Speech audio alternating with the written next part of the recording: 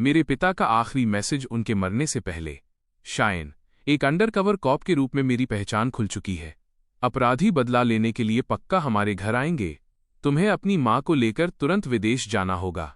याद रखना, मेरे पुलिस आईडी नंबर को कभी भी दोबारा एक्टिवेट मत करना। मैं बहुत दर्द में था, लेकिन मैंने अपने पिता की चेतावनी नहीं मानी। लिन काई को इस बदले की आग में फंसने से बचाने के लिए मैंने स्कूल में सभी टीचर्स और स्टूडेंट्स के सामने उससे बहुत ही कड़ाई से ब्रेकअप कर लिया।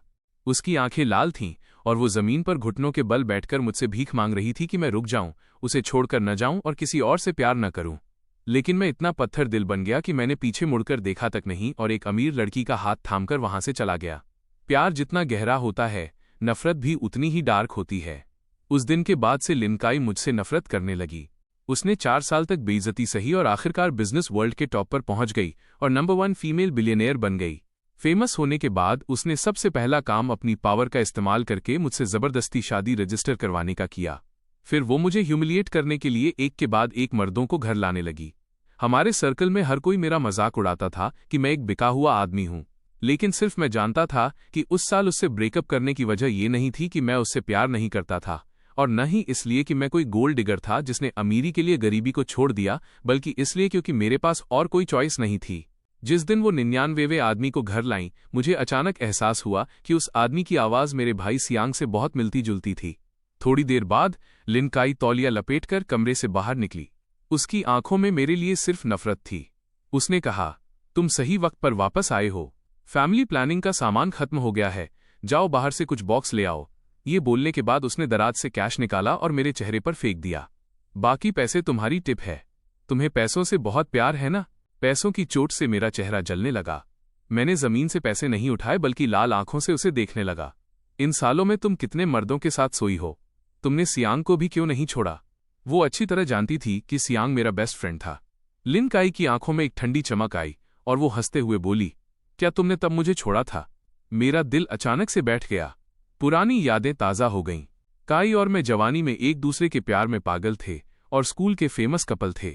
हमने वादा किया था कि लीगल उम्र होते ही हम शादी कर लेंगे। लेकिन जब हमारा प्यार चरम पर था, तभी मैंने अचानक ब्रेकअप कर लिया और एक अमीर लड़की के साथ विदेश चला गया। जिस दिन हमारा ब्रेकअप हुआ, वो रोते हुए काफी दूर तक मेरे पीछे आई। इतनी प्राउड लड़की होने के बावजूद उसने बार बार मुझसे ब्रेकअप न करने की भीख मांगी। लेकिन मैं इतना ठंडा हो चुका था कि मैं उससे एक शब्द भी बात नहीं करना चाहता था। मैंने उसे कार एक्सीडेंट होते हुए देखा जब वो मेरा पीछा कर रही थी, फिर भी मैंने पीछे मुड़कर नहीं देखा। वो एक्सीडेंट बहुत सीरियस था, उसकी किडनी फट गई थी। बचने के लिए उसे ट्रांसप्लांट की जरूरत थी। खून से लथपथ वो ऑपरेशन टेबल पर पड़ी थी और फिर भी उठकर मुझे कॉल करने की कोशिश कर रही थी, लेकिन उसकी हर कॉल मैंने काट दी। उस दिन के बाद से लिन काई को मुझसे नफरत हो गई। उसने 4 साल मेहनत की और बिजनेस वर्ल्ड की टॉप बिलियनेयर बन गई। फेमस होते ही उसने अपनी पावर से मुझसे जबरदस्ती शादी की ताकि वो मुझे तड़पा सके। वो अलग अलग मर्दों को घर लाकर मुझे नीचा दिखाने लगी, लेकिन सिर्फ मैं जानता था कि उस साल मैंने उससे ब्रेकअप क्यों किया था। मेरे पिता एक अंडरकवर कॉप थे जिनका मिशन उस साल फेल हो गया था। ड्रग लॉर्ड को उनकी पहचान पता चल गई थी। मेरे पिता को मारने के बाद उस क्रिमिनल गैंग ने मेरे परिवार से बदला लेना शुरू कर दिया। खबर मिलते ही मेरा पूरा परिवार भागने लगा और लिन काई को मुसीबत में न डालने के लिए मुझे उससे ब्रेकअप करना पड़ा। रास्ते में मुझे पता चला कि उसका एक्सीडेंट हो गया है और मैंने अपनी जान जोखिम में डालकर हॉस्पिटल जाकर उसे अपनी किडनी डोनेट की। मैं उसके होश में आने का इंतजार भी नहीं कर सका क्योंकि मुझे घर पहुंचना था। लेकिन मुझे अंदाजा नहीं था कि घर के चारों बड़ों के साथ मेरी माँ और बहन को भी उन ड्रग तस्करों ने बेरहमी से मार दिया था। सिर्फ मैं ही था जो मौत के मुंह से बच निकला। अपने परिवार की दर्दनाक मौत के बारे में सोचकर मेरी आंखें खून की तरह लाल हो गईं। मेरी आंखों में आंसू देखकर लिन काई ठंडे अंदाज में बोली, लेकिन उसकी आंखों में एक उम्मीद थी। क्या हुआ? क्या तुम ये कहना चाहते हो कि उस वक्त तुम्हारी अपनी कोई मजबूरी थी? होश में आते ही मैंने सख्ती से अपना सिर हिला दिया। कोई मजबूरी नहीं थी, तुम गलत नहीं थी। मैं बस एक गोल्ड डिगर हूं जिसने पैसों के लिए प्यार को छोड़ दिया। मैं बस इतना ही मतलबी हूं। मैं उसे तब सच नहीं बता सका था और अब भी नहीं बता सकता। मैं अपने पूरे परिवार की मौत का बदला और खून का बोझ लेकर जी रहा हूं। इस जिंदगी में मेरा उसके साथ कोई फ्यूचर नहीं है। ये साल मेरे लिए बस उधार का वक्त है। अब मैंने अपने पिता का पुलिस आईडी नंबर अपनाने का फैसला कर लिया है, जो एक मौत और जिंदगी का मिशन है। शायद मैं जल्द ही अपने परिवार से मिल पाऊंगा। मुझे इस हाल में देखकर लिन काई का गुस्सा और बढ़ गया। उसने नफरत से कहा, अगर ऐसा है तो बाहर जाओ और वो सामान लेकर आओ। मैंने कुछ नहीं कहा, जमीन से पैसे उठाए और बाहर चला गया। सामान खरीदने के बाद मैंने उसे दरवाजे पर रख दिया और अपने कमरे में जाकर कुंडी लगा ली। उस रात अगले कमरे से आने वाली आवाजें रुक ही नहीं रही थीं, जैसे वो मुझसे जानबूझकर बदला ले रही हो। लिन काई सियांग से बहुत प्यार भरी बातें कर रही थीं, और वो प्यार के शब्द वही थे जो उसने कभी मुझे गले लगाकर कहे थे। उन दिनों हमारे हालात ठीक नहीं थे। हम 20 स्क्वायर मीटर से भी छोटे किराए के घर में रहते थे, लेकिन हम एक दूसरे से बहुत प्यार करते थे। मैंने हजारों बार सोचा था कि मैं लिन काई के साथ बूढ़ा होऊंगा, हमारे बच्चे होंगे और हम खुशी खुशी रहेंगे। लेकिन वो यादें अब कांच के टुकड़ों की तरह हैं जो कभी वापस नहीं आएंगी। मैं पूरी रात रोया। जब सुबह उठा तो मेरा तकिया गीला था। मैंने खुद से कहा, शायन ये आखिरी बार है जब तुम उसके लिए रो रहे हो। जब मैं नीचे गया तो वो दोनों जाग चुके थे। जो मर्द वो पहले घर लाती थी वो कभी रात को नहीं रुकते थे। सियांग पहला था जिसने यहां ब्रेकफास्ट किया। घर की मेड्स बहुत बिजी थीं। मुझे आज ही पता चला कि आज सियांग का बर्थडे है। लिन काई उसके लिए घर पर एक शानदार बर्थडे पार्टी देना चाहती थी। जब पार्टी शुरू हुई हमारे सर्कल के बहुत से दोस्त आए। उन्होंने सियांग का ऐसे स्वागत किया जैसे वो इस घर का मालिक हो। लिन काई ने भी उसे पूरा सम्मान दिया, उसका हाथ पकड़कर सबके साथ टोस्ट किया। जब उसने कैंडल बुझाकर विश मांगी तो उसने उस पर करोड़ों की डायमंड वॉच लुटा दी। जैसे जैसे उनके बीच फीलिंग्स बढ़ने लगी, उन दोनों ने सबके सामने एक दूसरे को पैशनेटली किस किया। नीचे खड़े लोगों ने जोरदार तालियां बजानी शुरू कर दी। वहां मौजूद हर किसी की आंखों में मेरे लिए साफ साफ दया दिख रही थी। इस हद तक मजबूर पति होना वाकई बहुत पैथेटिक है। हमारे पूरे सर्कल में भला कौन नहीं जानता कि वो और मैं अब मजाक बन चुके हैं। अगर मैं इसकी जगह होता तो कहीं छिपने की जगह ढूंढ लेता। फिर भी वो ऐसे बिहेव कर रहा है जैसे कुछ हुआ ही न हो, उसके चेहरे पर कोई रिएक्शन ही नहीं है। मैंने कड़वाहट भरी एक मुस्कान दी।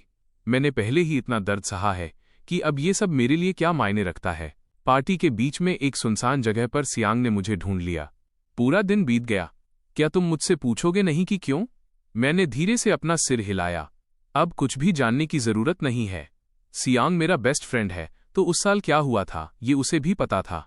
इन सभी सालों में उसने चुपचाप मुझे मौत से बदतर जिंदगी जीते हुए देखा है। कितनी ही बार उसने मेरी लाल आंखें देखी थीं जब मैं लिन काई की भेजी हुई बेड फोटोज देखकर आंसू बहाता था।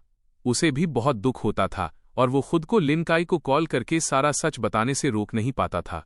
वो मैं ही था जिसने उसे रोका, ये कहकर कि चाहे हम कुछ भी कर लें हम दोनों का अंजाम नहीं बदलेगा। अब सियांग ने मुझे अपनी लाल आंखों से देखा। उसकी आंखों में बहुत सारे इमोशंस थे जिन्हें समझना नामुमकिन था। शायन तुम्हें पता है मुझे तुम्हारा ये लुक सबसे ज्यादा नापसंद है, जैसे तुम्हें किसी चीज की परवाह ही नहीं है। तुम कुछ नहीं जानते। बेशक तुम्हें ये भी नहीं पता कि मैंने उसे कई सालों से सीक्रेटली पसंद किया है, लेकिन उसके दिल में सिर्फ तुम हो। मैं जानता हूं कि इन सालों में तुमने उसके लिए मौत से बदतर जिंदगी जी है, पर क्या तुम जानते हो तुम्हारे जाने के बाद उसने कैसे दिन काटे? तुम्हारी वजह से वो हर रोज शराब में डूबी रहती थी, इतना पीती थी कि उसे खून की उल्टियां होती थीं।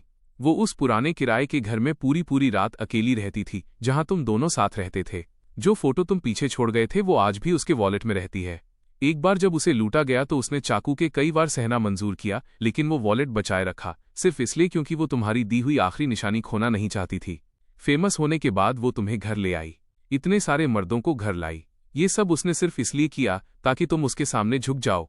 अगर तुम बस एक बार कह देते कि तुम आज भी उससे प्यार करते हो तो वो सब कुछ भुलाकर पहले की तरह तुम्हारे साथ रहने को तैयार हो जाती।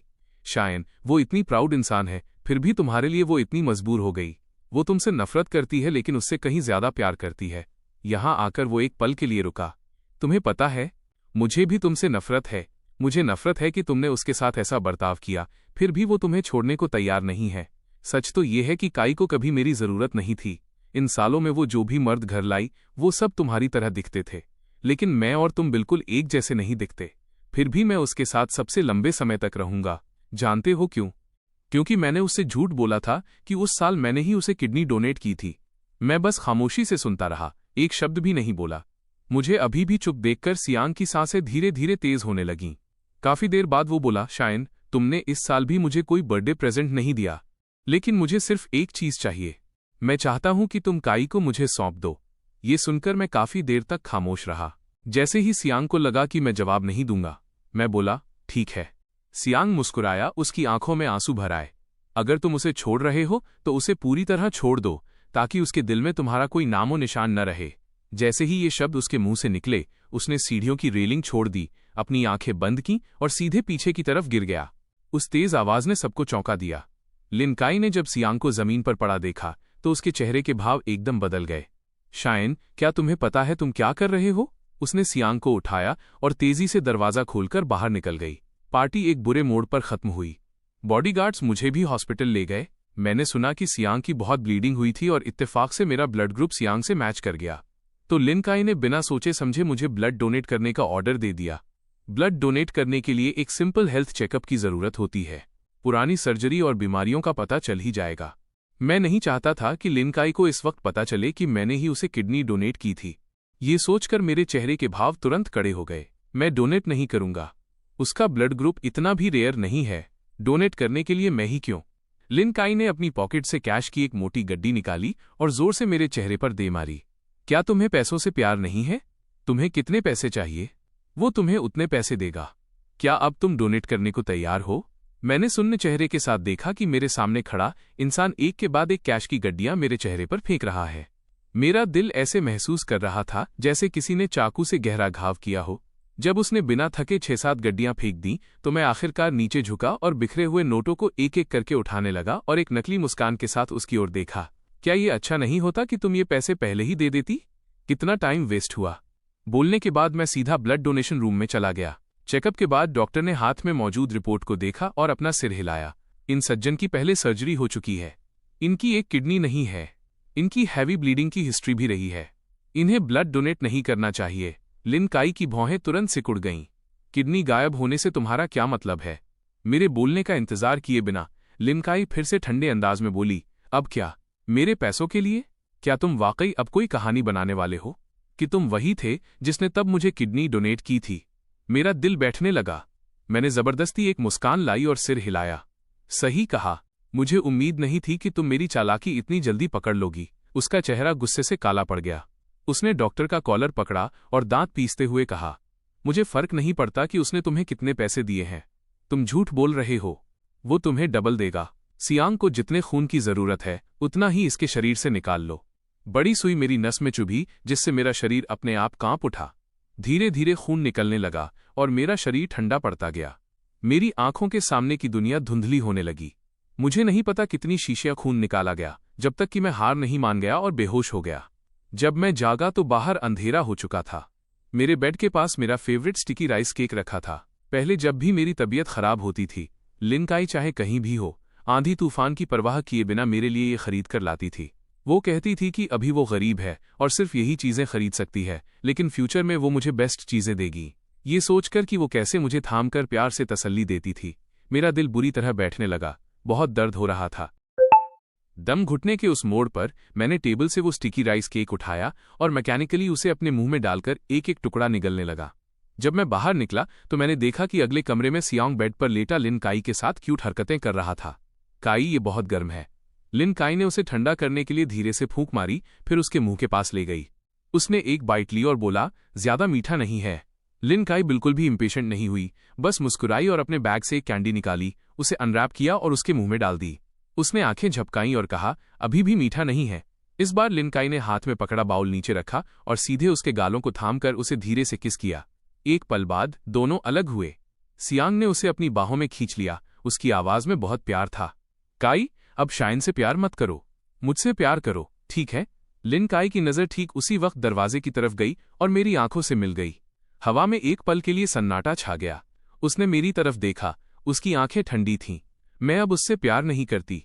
मैं उससे फिर कभी प्यार नहीं करूंगी। मैंने कुछ नहीं कहा, बस अपने होठों पर एक दर्द भरी मुस्कान लाई और मुड़कर चला गया। हॉस्पिटल के उन दिनों में लिनकाई ने सियांग पर इतना प्यार लुटाया कि हॉस्पिटल में हर कोई इस बारे में जान गया था। मैं अपने हॉस्पिटल रूम में अकेला था। मुझसे मिलने वाला कोई नहीं था। इंटर्न नर्स को लगा कि मैं सिंगल हूं और एक दिन उसने हिम्मत करके मेरा कॉन्टैक्ट नंबर मांगा। इत्तेफाक से लिनकाई ने ये सब देख लिया। उसने हम दोनों की तरफ रूखेपन से देखा।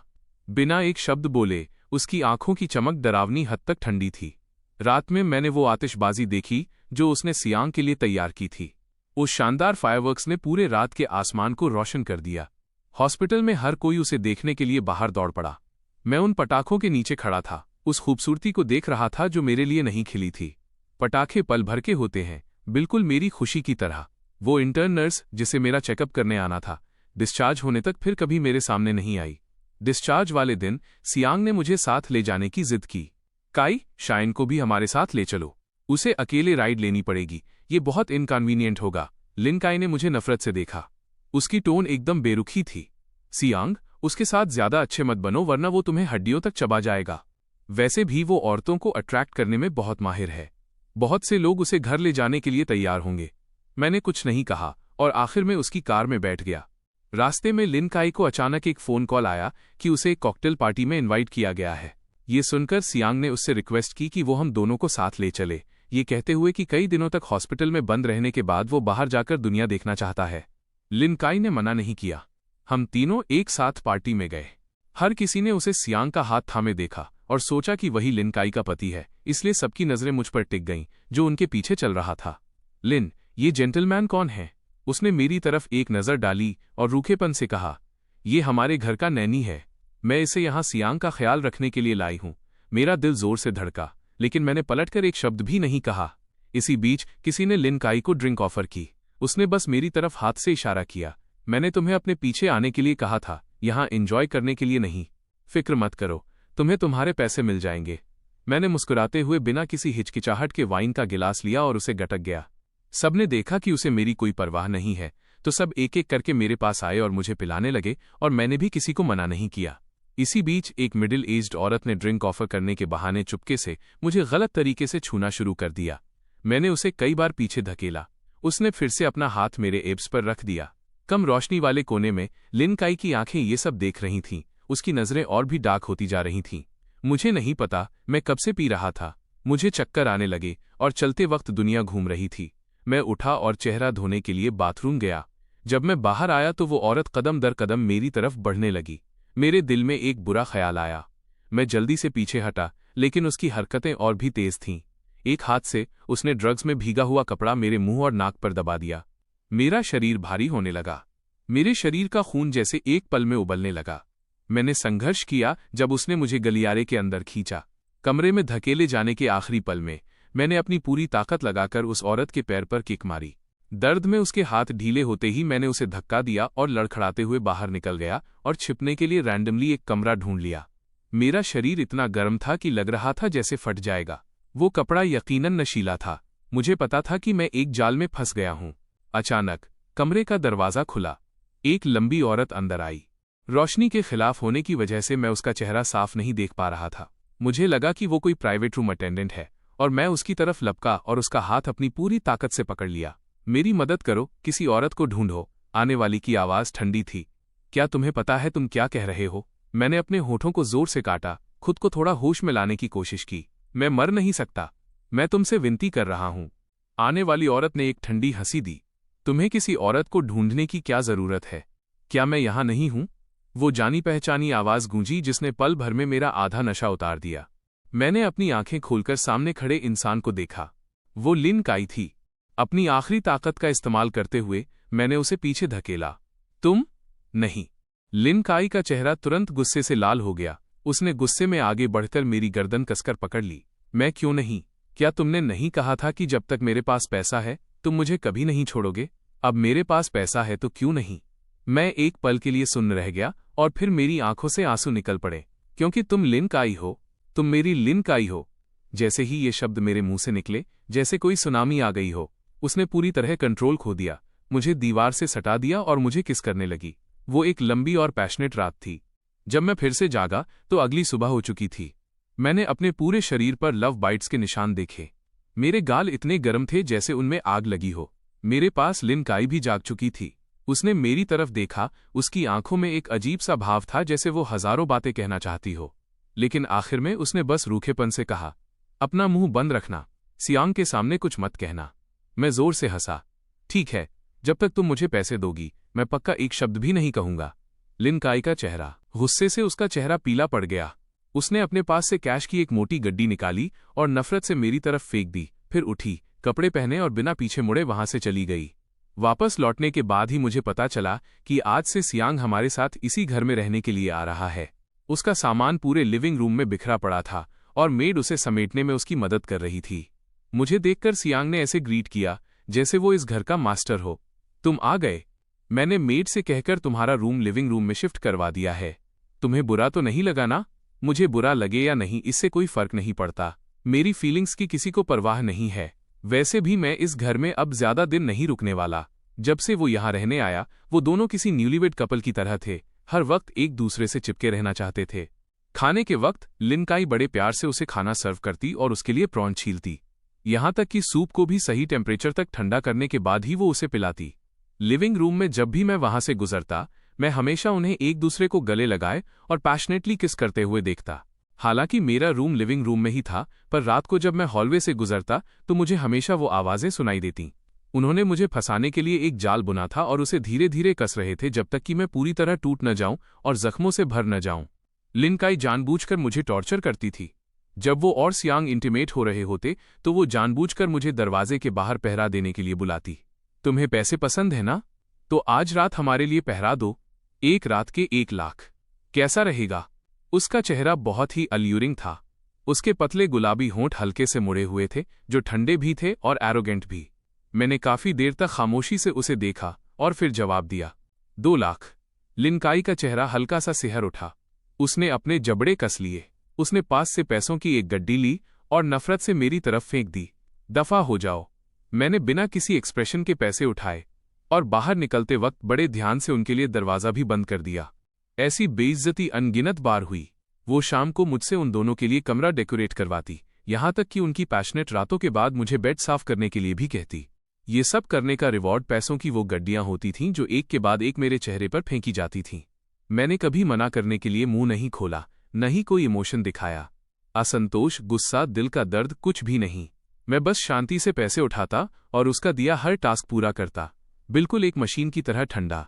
ऐसा लगता था जैसे उसकी लाइफ और मेरी लाइफ का एक दूसरे से कोई लेना देना नहीं है। मुझे उसकी कोई परवाह नहीं थी। फर्क नहीं पड़ता था कि वो किसी और मर्द के साथ सो रही है या उसे किसी और से प्यार हो गया है। लेकिन मेरी इस बेरुखी की वजह से लिन काई पूरी तरह पागल हो गई। देर रात जब आसपास कोई नहीं होता, वो खुद को रोक नहीं पाती और मेरी कमर के चारों ओर अपनी बाहें लपेट लेती और मुझे दीवार से सटाकर सवाल करती, तुम इतना ठंडा रिएक्ट क्यों कर रहे हो? तुम्हें परवाह क्यों नहीं है? तुम्हें जलन क्यों नहीं होती? शायन, क्या तुमने मुझे कभी पसंद नहीं किया? मैं तुम्हारे लिए वाकई में क्या हूं? मैंने वही शांत एक्सप्रेशन बनाए रखा। मेरी आंखों में उसके लिए प्यार का कोई निशान नहीं था। मुझे सिर्फ पैसों से मतलब है। अगर तुम चाहती हो कि मैं वैसा एक्ट करूं जैसा तुम चाहती हो तो ठीक है, पर तुम्हें और पैसे देने होंगे। इस बार काई पागल नहीं हुई। उसने बस एक ठंडी मुस्कान के साथ मेरी तरफ देखा, तब तक मुस्कुराती रही जब तक उसकी आंखों के कोने थोड़े लाल नहीं हो गए। उसने मुझे धक्का दिया और बिना पीछे मुड़े चली गई। कुछ दिनों बाद काई को बिजनेस डिस्कस करने के लिए एक माउंटेन विला जाना था। असल में मुझे पता नहीं था, आखिर उसकी लोकेशन मुझे कभी रिपोर्ट नहीं की जाती थी। वो तो मेड्स इकट्ठे होकर गॉसिप कर रही थीं और वहां से गुजरते वक्त मैंने सुन लिया। मैंने सुना कि यंग मिस टिंगुए माउंटेन विला गई थीं और पहाड़ से नीचे आते वक्त वहां एवलांच बर्फानी तूफान आ गया। अभी तक कोई खबर नहीं है। फिर हमें क्या करना चाहिए? मैंने सुना है कि इस साल टिंगुए माउंटेन पर बर्फ बहुत ज्यादा गिरी है। एक बार एवलांच आ जाए तो बचने की उम्मीद कम ही होती है। ये सच है। मुझे तो तब पता चला जब मैंने मिस्टर सियांग को यंग मिस के असिस्टेंट से फोन पर बात करते सुना। उन्होंने लोगों को ढूंढने के लिए भेज दिया है, लेकिन पहाड़ पर अभी भी भारी बर्फबारी हो रही है, इसलिए रेस्क्यू टीम ऊपर जाने की हिम्मत नहीं कर पा रही। यह अनिश्चित है कि वे उसे ढूंढ पाएंगे या नहीं। मेरा शरीर अपने आप जम गया और मुझे ऐसा लगा जैसे किसी ने मेरे सिर पर ठंडे पानी की बाल्टी उड़ेल दी हो। मेरे हाथ कांप रहे थे जब मैंने अपनी स्क्रीन अनलॉक की और सच में टॉप न्यूज स्टोरी टिंगुए माउंटेन विला में आए बड़े एवलांच के बारे में थी। लिन ग्रुप की सीईओ लापता है, उनका कुछ पता नहीं चल रहा। मैं कभी इतना डरा नहीं था, इतना कि मैं अपना फोन तक ठीक से नहीं पकड़ पा रहा था और वो धप से जमीन पर गिर गया। मेरी आंखों के सामने हजारों इमेज फ्लैश हुई और मेरा चेहरा पल भर में पीला पड़ गया। नहीं, लिन काई को कुछ नहीं हो सकता। मैं लड़खड़ाते हुए उठा, एक कोट और स्कार्फ ढूंढा और विला से बाहर की ओर भागा। जब मैं टिंगुए माउंटेन के नीचे पहुंचा तो सभी रेस्क्यू टीमें बर्फीले तूफान की वजह से रुकी हुई थीं और ऊपर जाने की हिम्मत नहीं कर रही थीं। मैंने मजबूती से भीड़ को पीछे धकेला, एक स्नोमोबाइल पकड़ी और जैसे ही गैस देने वाला था किसी ने मुझे रोक दिया। क्या तुम खुद को मारना चाहते हो? तूफान बहुत तेज है, विजिबिलिटी बहुत कम है। अगर तुम ऊपर गए भी तो किसी को बचा नहीं पाओगे और खुद मुसीबत में पड़ जाओगे। अभी हम सिर्फ तूफान के रुकने का इंतजार कर सकते हैं। मैंने अपने दांत पीसे और उस इंसान को जोर से धक्का दे दिया। मेरे काम से दूर रहो, मैं उसे पक्का नीचे लेकर आऊंगा। ये सब पलक झपकते ही हो गया। मैंने एक्सीलरेटर घुमाया और तेजी से निकल गया। पहाड़ पर तूफान नीचे से भी ज्यादा तेज था। हालांकि मैंने एक मोटा स्नोसूट पहना था, फिर भी मैं ठंड से कांप रहा था। पूरा पहाड़ सफेद चादर में ढका था। लिन काई को ढूंढना भूसे के ढेर में सुई ढूंढने जैसा था। मैं बार बार उसका नाम पुकार रहा था। लिन काई, तुम कहाँ हो? तूफान ने मेरी आवाज को निगल लिया। चिल्लाते चिल्लाते मेरा गला बैठ गया था, पर मैंने उसे पुकारना बंद नहीं किया। 1 घंटे बाद मुझे आखिरकार एक पेड़ के नीचे लिन काई का फिगर दिखा। मैं पागलों की तरह आगे भागा, अपना हैट और स्कार्फ उतारकर उसे पहना दिया। वो उस वक्त बेहोश थी, उसके गाल बर्फ की तरह ठंडे थे। मैंने उसे अपनी स्नोमोबाइल पर खींचा। लिन काई, तुम ठीक हो जाओगी, मैं तुम्हें कुछ नहीं होने दूंगा। रास्ते में बर्फ के नीचे छिपी एक टहनी से मेरा पैर जख्मी हो गया, लेकिन मुझे जैसे दर्द का एहसास ही नहीं हुआ। अभी मेरे दिमाग में सिर्फ एक ही ख्याल था, मुझे काई को सुरक्षित नीचे ले जाना था। स्नोमोबाइल 3 घंटे तक तूफान के बीच चलती रही और आखिरकार हम पहाड़ के नीचे पहुंच गए। जब रेस्क्यू वर्कर्स ने हमें देखा, जैसे ही हम दोनों की शक्लें उन्हें दिखीं, सब हैरान होकर हमारी तरफ दौड़े। उन्हें उम्मीद नहीं थी कि मुझमें इतनी हिम्मत और ताकत होगी कि मैं अकेले इतने खराब मौसम में उसे ढूंढकर पहाड़ से नीचे ले आऊंगा। भीड़ को अपनी तरफ आता देख मैंने लिन काई की ओर देखा, और तभी मुझे इतना सुकून मिला कि मैं बेहोश हो गया। मुझे नहीं पता कि मैं कब तक बेहोश रहा, पर आखिरकार जब मेरी आंख खुली तो हॉस्पिटल में लिन काई का कोई निशान नहीं था। मैंने जल्दी से अपना सामान समेटा और डिस्चार्ज की फॉर्मेलिटीज पूरी करने चला गया। घर पहुंचने के बाद ही मुझे पता चला कि सियांग उसे पहले ही घर ला चुका है, और वो इंसान जो अकेले बर्फीले तूफान का सामना करके उसे बचाने पहाड़ पर गया था, वो भी अब सबकी नजरों में सियांग बन चुका था। सामने वाले इंसान को सही सलामत देखकर मेरे पास कहने को कुछ नहीं था, इसलिए मैं चुपचाप मुड़कर ऊपर चला गया। पीछे से लिन काई ने देखा कि मैंने उसके लिए जरा भी फिक्र नहीं जताई, तो उसने नफरत से मुझे आवाज दी, शायन, क्या तुम वाकई इतने पत्थर दिल हो?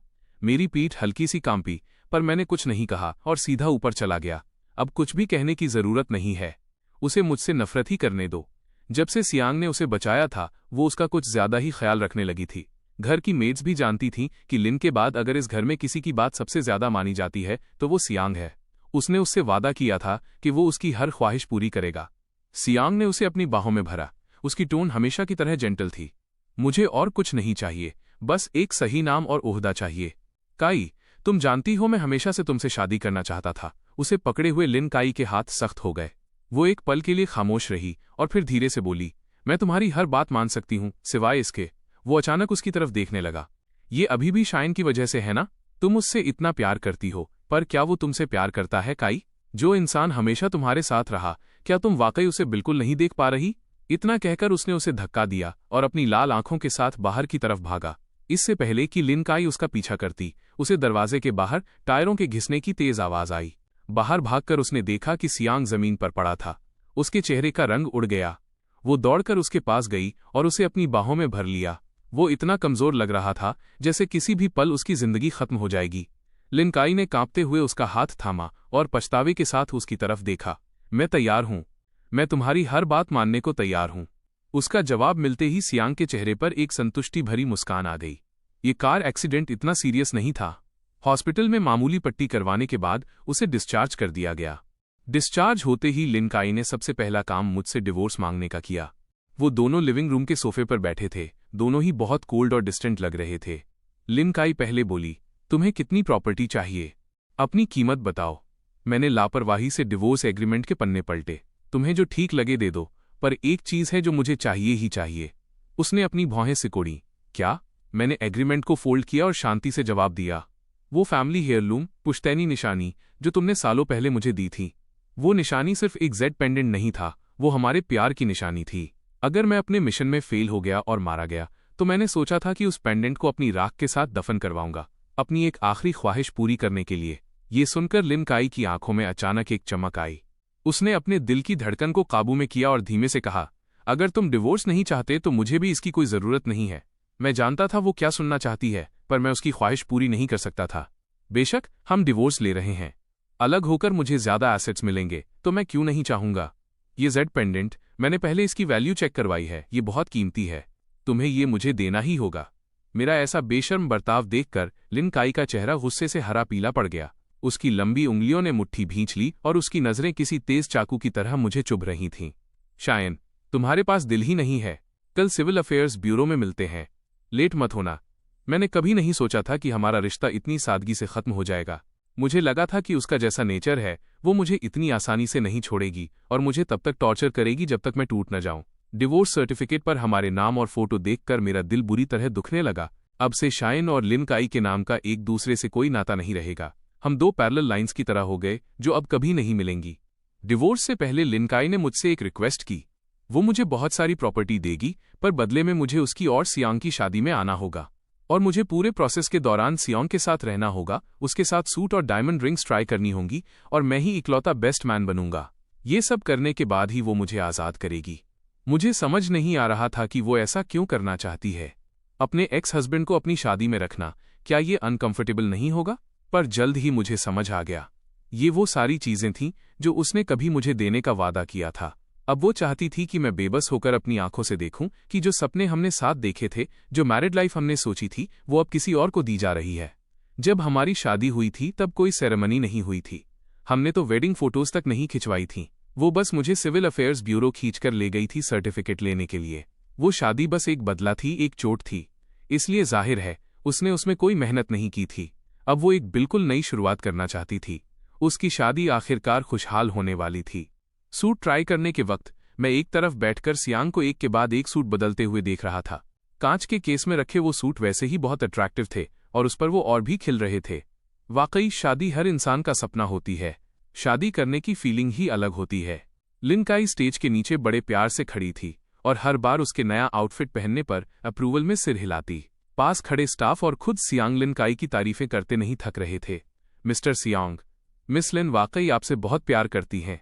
आप दोनों एक परफेक्ट मैच हैं, जैसे ऊपर वाले ने ही जोड़ी बनाई हो। मिस लिन आपका बहुत ख्याल रखती है ना? ये सारे सूट बहुत कीमती हैं, कोई आम इंसान तो इन्हें छूने की हिम्मत भी नहीं कर सकता। सियांग मुस्कुराया और सिर झुका लिया। उसकी नजरें बार बार काई की तरफ जा रही थीं। काई वाकई मेरे लिए बहुत अच्छी है। कपड़े बदलने के बाद वो सब साथ में सी साइड वेडिंग वेन्यू की तरफ गए। बीच पर शादी करना सियांग का आइडिया था। उसने कहा था कि उसे समंदर पसंद है, इसलिए शादी रेत पर होगी और शाम को सब लोग यॉट पर पार्टी करेंगे जो काफी फ्री और रोमांटिक होगा। याच पर लिन काई और स्टाफ डिटेल्स डिस्कस कर रहे थे जबकि सियांग और मैं डेक पर आराम कर रहे थे। इत्तेफाक से सियांग ने मुझे वो पुश्तैनी जेड पेंडेंट संभाल कर रखते हुए देख लिया। पहले जब मुझे वो पेंडेंट मिला था तब मैंने तुरंत सियांग को दिखाया था, इसलिए जाहिर है उसे पता था कि वो क्या है। सियांग के चेहरे के भाव तुरंत बदल गए और बिना एक शब्द बोले उसने मेरे हाथ से वो पेंडेंट छीन लिया। क्या तुम उससे सारे रिश्ते खत्म नहीं कर रहे हो? फिर ये पेंडेंट अभी भी अपने पास क्यों रखा है? मैं डर गया और पेंडेंट वापस छीनना चाहता था। ये सिर्फ एक जेड पेंडेंट है, इसे मुझे वापस दे दो। मुझे इतना परेशान देखकर सियांग और भी चिढ़ गया। उसने पूरी ताकत से पेंडेंट को जमीन पर फेंका और उसे बेरहमी से कुचल दिया। अगर रिश्ते खत्म करने हैं तो पूरी तरह करो, ये पुरानी यादों को पकड़कर रखना कैसा? पेंडेंट के पल भर में टुकड़े टुकड़े हो गए। इससे पहले कि मैं अपना दुख जता पाता, सियांग ने अचानक मुझे पकड़ा और मेरे साथ समंदर में कूद गया। हम दोनों में से किसी को भी स्विमिंग नहीं आती थी। जमने वाले ठंडे पानी ने धीरे धीरे मुझे पूरी तरह डुबो दिया। मैंने अपने सिर के ऊपर धुंधली सी रोशनी देखी। मेरा दिमाग बिल्कुल खाली था। मुझे आज भी याद है जब हम पहली बार मिले थे तब भी मैं पानी में गिर गया था। उस वक्त वो फिक्र के मारे पागल हो गई थी। कड़ाके की ठंड वाले दिन में उसने सब कुछ भूलकर मुझे बचाने के लिए पानी में छलांग लगा दी थी। मुझे सही सलामत देखने के बाद उसकी आंखों से आंसू रुक नहीं रहे थे। वो पहली बार था जब मैंने उसे रोते देखा था। उसने घबराकर मुझे कसकर गले लगा लिया और कहा कि उसे लगा उसने मुझे खो दिया। उसे इस जिंदगी में सबसे ज्यादा डर मुझे खोने से लगता था। दूसरी बार मैंने उसे तब रोते देखा जब मेरा उससे ब्रेकअप हुआ। वो किसी बच्चे की तरह बेबस हो गई थी। उसे समझ नहीं आ रहा था कि उसने क्या गलत किया है। बस मुझसे विनती करती रही कि मैं उसे छोड़कर न जाऊं। अब वक्त बदल चुका था। क्या वो अब भी मुझे बचाएगी? मुझे नहीं पता। मुझे बिल्कुल यकीन नहीं है। मेरे कानों में समंदर का पानी भरने लगा। मुझे कुछ सुनाई नहीं दे रहा था। मुझे बस उस रोशनी की किरण में एक साया आता हुआ दिखा, लेकिन वो साया मेरे बगल में डूब रहे सियांग की तरफ लपका। भगवान फिर भी मुझ पर मेहरबान थे। उन्होंने मुझे उस समंदर में इस तरह डूबने नहीं दिया। जब स्टाफ ने मुझे रेस्क्यू किया तो मैंने देखा लिन काई सियांग को गले लगाए हुए थी और घबराहट में चेक कर रही थी कि उसे कहीं चोट तो नहीं आई। वो मेरी तरफ मुड़ी। मैं जमीन पर बेजान पड़ा था और मेरा चेहरा एकदम उतरा हुआ था और उसी वक्त हमारी नजरें मिल गईं। मेरी आंखें इतनी खाली थीं जैसे टूटे हुए सितारे जिसे देखकर देखने वाले का दिल अपने आप बैठ जाए। लिन काई ने अपना चेहरा फेर लिया और मेरी तरफ नहीं देखा। मुझे उन आंखों से मत देखो। अब मैं सिर्फ सियांग से प्यार करती हूं। उसे बचाना मेरा फर्ज है। मैंने तुमसे प्यार करना बहुत पहले छोड़ दिया है। क्या तुम्हें अब भी लगता है कि मैं पहले की तरह सब कुछ छोड़कर तुम्हें बचाने आऊंगी? मैंने धीरे से अपनी नाक सिकोड़ी और सिर हिलाया। ये भी अच्छा है, अब मुझसे प्यार नहीं करती। ये बहुत अच्छा है, बहुत ही बढ़िया। वापस लौटने के बाद लिनकाई का चेहरा बर्फ जैसा ठंडा था और उसने विला के पेपर्स मेरे सामने फेंक दिए। इस घर से तुम्हारी महक आती है। ये मेरे और सियांग के सुहागरात के कमरे, ब्राइडल चेंबर के लायक नहीं है। मैं उसके लिए नया घर तैयार करूंगी, सब कुछ नया होगा। मुझे ये घर रखना भी घिनौना लग रहा है, इसलिए मैं ये तुम्हें दे रही हूं। कल मेरी और सियांग की शादी है, तैयार रहना। सेरेमनी मिस मत करना। अब से तुम जहां भी जाना चाहो, जो भी करना चाहो, मेरा उससे कोई लेना देना नहीं है। मैंने मना नहीं किया, बस हल्का सा सिर हिलाया। लिनकाई, मैं दिल से तुम्हारी खुशियों की दुआ करता हूं। बाहर जाते हुए उसका शरीर हल्का सा कांपा, पर उसने पीछे मुड़कर नहीं देखा। उसे खुशियों की दुआ देना मेरा सच था, पर मैं अब शादी में शामिल नहीं हो सकता था। अभी अभी मुझे मेरे सुपीरियर का मैसेज मिला था। मेरी मौत का नाटक करने का प्लान तैयार हो चुका है। मुझे अपने मिशन पर जाना है। अब मेरे पास और कोई मौका नहीं है। शादी वाले दिन मैं उस कमरे में खड़ा था जो कभी मेरा और लिनकाई का था, और उन मैसेजेस को देख रहा था जिनसे मेरा फोन भरा पड़ा था। शायन, क्या टाइम हो रहा है? तुम अभी तक पहुंचे क्यों नहीं? मैं तुम्हें 20 मिनट दे रही हूं, तुरंत मेरे सामने आओ। शायन, तुम्हारी हिम्मत कैसे हुई अपना वादा तोड़ने की? मैंने फोन की स्क्रीन बंद कर दी और बार बार बज रहे मैसेजेस के वाइब्रेशन को इग्नोर किया। मैंने पेट्रोल का कैन उठाया और पूरे कमरे में छिड़क दिया। लिविंग रूम में पहले से ही एक बॉडी कॉर्प्स तैयार थी जो मेरी जगह लेगी। अब से मेरा कोई अस्तित्व नहीं रहेगा। मैंने लाइटर निकाला, उसे पेट्रोल के ढेर में फेंका और एक बार भी पीछे मुड़कर देखे बिना बाहर निकल गया।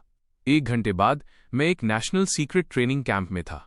मेरे सुपीरियर ने पूरी गंभीरता के साथ मेरे सीने पर वो पुलिस बैच नंबर लगाया जो कभी मेरे पिता का था। पुलिस बैच 3,89,527 रिएक्टिवेट हो गया है। शायन, टीम में वापस स्वागत है। Attention salute. शादी की रस्म शुरू होने में अब सिर्फ 10 मिनट बचे थे। लिनकाई ने गुस्से में अपना फोन नीचे रखा। उसने मुझे अनगिनत बार कॉल किया था, किसी का कोई जवाब नहीं मिला। उसे समझ नहीं आ रहा था कि शायन इस बार कौन सी चाल चल रहा है। क्या उसे लग रहा है कि उसे मिली हुई प्रॉपर्टी काफी नहीं है? लिनकाई ने अपना फोन कसकर पकड़ा। उसकी आंखें गुस्से से भरी थीं, पर सियांग उन आंखों में छिपी हुई फिक्र देख सकता था। सियांग, एक पल मेरा इंतजार करो। मैं शायन को तुम्हारा बेस्ट मैन बनाने के लिए वापस लेकर आ रही हूं, जैसा कि उम्मीद थी, लिनकाई ने सख्त लहजे में कहा। कितना मजाक है। इस मोड़ पर भी वो उसे छोड़ नहीं पा रही थी। सियांग ने लिनकाई का हाथ कसकर थाम लिया और उसे अपने पास ही रखा। कोई बात नहीं काई, अगर वो नहीं आता तो रहने दो। हम शायन की वजह से अपना शुभ मुहूर्त, ऑस्पिशियस टाइम तो नहीं छोड़ सकते ना? उसने अपने पास खड़ी औरत को मनाया। उसने इस मौके का कई सालों तक इंतजार किया था। वो बिल्कुल नहीं चाहता था कि मैं आखिरी मिनट में आकर सब कुछ छीन लूं। सियांग की आंखों में एक शातिर चमक आई और लिनकाई की आंखें डार्क हो गईं। आखिर में उसने विरोध में कुछ नहीं कहा। उसने सोचा, अभी 10 मिनट बाकी हैं। शायद मैं उसे कॉल करूं या टेक्स्ट करूं कि मैं ये बर्दाश्त नहीं कर पा रहा और उससे भीख मांगूं कि वो सियांग से शादी न करे। पर वक्त बीतता गया, एक एक सेकंड, एक एक मिनट। वो जिस चीज का इंतजार कर रही थी वो नहीं हुआ। आखिरकार शादी का म्यूजिक बजने लगा। उसने मायूसी से अपना फोन टेबल पर पटका। उसका चेहरा एकदम ठंडा पड़ चुका था। चलो सियांग, आज के बाद तुम मेरे पति हो। उसने सियांग का हाथ थामा। जैसे ही वो मुड़ी, टेबल पर रखे फोन की स्क्रीन चमक उठी। एक टेक्स्ट मैसेज आया था। सियांग के चेहरे के भाव बदल गए। वो मुस्कुराया। तुम बस वहीं पहुंचो काई, मेरा इंतजार करना। लिनकाई ने सिर हिलाया और अकेले हॉल में दाखिल हो गई। क्या? सियांग ने लिनकाई का फोन उठा लिया। मैसेज बटलर का था। ये बुरा हुआ। सोलिन, शायन के साथ कुछ अनहोनी हो गई है। बात यहां तक पहुंच गई और तुम अभी भी काई को रोकने के लिए ये चाल चलना चाहते हो? शायन, तुम एक पीछा न छोड़ने वाली परछाई की तरह हो, लेकिन अब ये नामुमकिन है। वो मेरी है। उसने बटलर का मैसेज डिलीट कर दिया। अगले ही पल उसके अपने फोन की घंटी बजी। वो भी बटलर का ही नंबर था। उसने लापरवाही से फोन उठाया। मिस्टर सिया, क्या सी लिन आपके साथ हैं? शायन के साथ कुछ हादसा हो गया है। मेरी और काई की शादी शुरू होने वाली है। उसे ऐसी मामूली बातों के लिए परेशान मत करो। ये कहकर सियांग ने तुरंत फोन काट दिया। एमसी की बातें भी अब अपने चरम पर थीं। उसे स्टेज पर जाना था। एक संतुष्टि भरी मुस्कान के साथ उसने हॉल के दरवाजे धकेले और तेज लाइटों के बीच रेड कारपेट पर चल पड़ा। वो उस औरत के सामने आया जिससे उसने सालों तक बेइंतहा प्यार किया था। शादी बहुत सुचारू रूप से चली। उन्होंने कस्में खाईं, अंगूठियों का एक्सचेंज किया और सबकी नजरों के सामने एक दूसरे को किस किया। सबने उन्हें दुआएं दी, लेकिन लिन काई के दिल की बेचैनी जरा भी कम नहीं हुई थी। इसके उलट वो और भी तेज हो गई। उसने अनजाने में अपना फोन ढूंढना चाहा ताकि देख सके कि मैंने उसे कोई रिप्लाई दिया है या नहीं, लेकिन जैसे ही उसने अपनी पॉकेट में हाथ डाला, उसे याद आया कि वो उसे बैकस्टेज ही छोड़ आई थी। काई, अब मेहमानों को टोस्ट देने का वक्त है। आज यहाँ बहुत लोग आए हैं। सियांग के होठों पर एक खुशनुमा मुस्कान थी। वो बहुत चमकता हुआ और चार्मिंग लग रहा था। मेहमानों ने उनकी तारीफ करते हुए उन्हें मेड इन हेवन जोड़ी बताया, लेकिन उसका लुक, चेहरा और पर्सनालिटी, ये सब वो चीजें थीं जो लिन काई को पसंद नहीं थीं। यहाँ तक कि उसके साथ करीब होना भी दिल से नहीं था, लेकिन सियांग ने उसके लिए बहुत कुर्बानी दी थी। पास्ट में मैंने उसे छोड़ दिया था, अब वो इतनी एहसान फरामोश इंसान नहीं बन सकती थी। अपने दिल की अजीब सी फीलिंग को दबाते हुए लिन काई ने भारी आवाज में जवाब दिया और मेहमानों के साथ टोस्ट करने चली गई।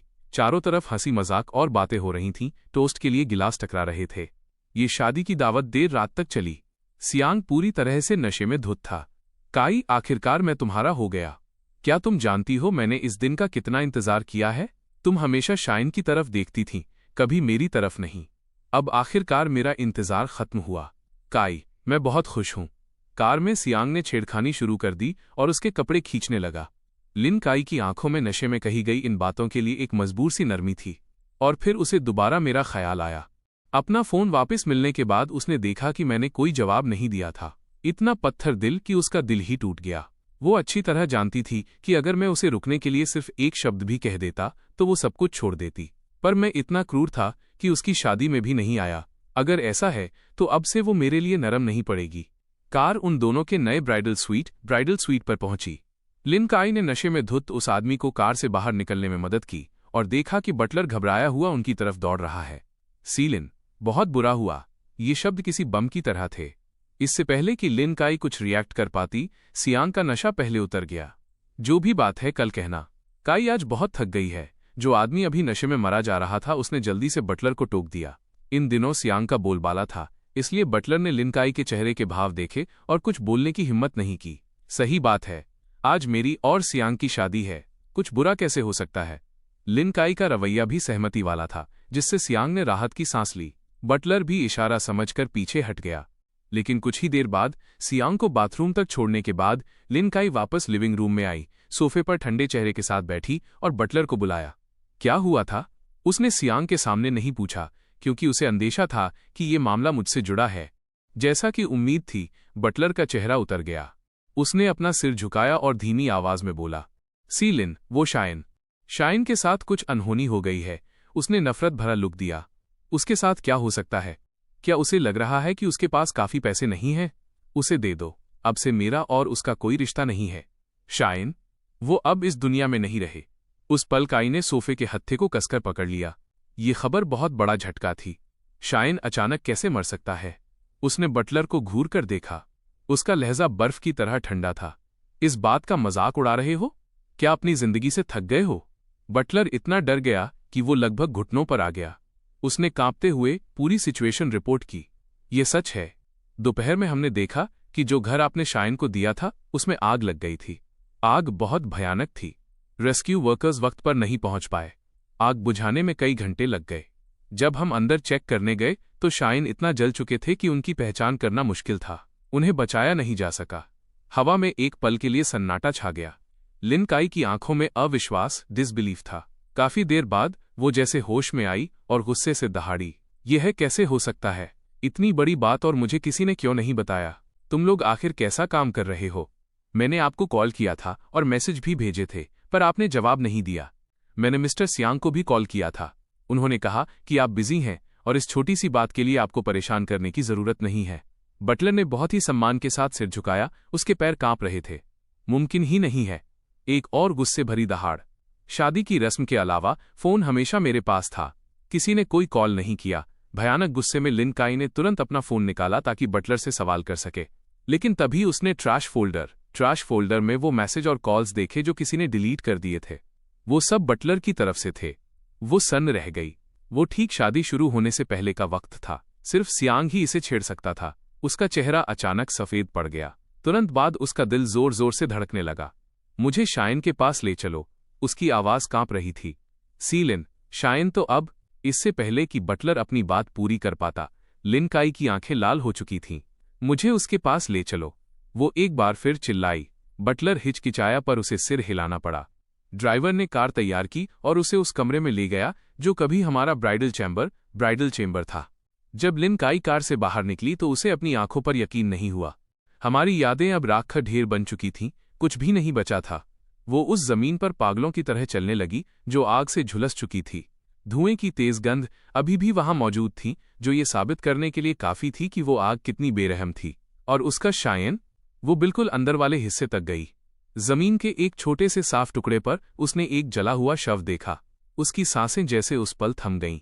लिन काई धीरे से घुटनों के बल बैठ गई। उसकी हिम्मत नहीं हो रही थी कि हाथ बढ़ाकर उसे छुए। उसे डर था कि कहीं मैं राख बनकर बिखर न जाऊं। क्या ये वही है? उसकी आवाज फटी हुई थी। यकीन करना मुश्किल था कि सिर्फ एक दिन में मेरी हालत ऐसी हो गई थी। यही वो है। उस वक्त वहां सिर्फ शाइन था। ये जवाब मिलते ही लिन काई का दम घुटने लगा। उसकी लाल आंखों से एक आंसू टपका और खामोशी से उसके पैरों के नीचे की जमीन पर जा गिरा। ऐसा क्यों हुआ? इसकी वजह क्या थी? इसमें आग कैसे लगी?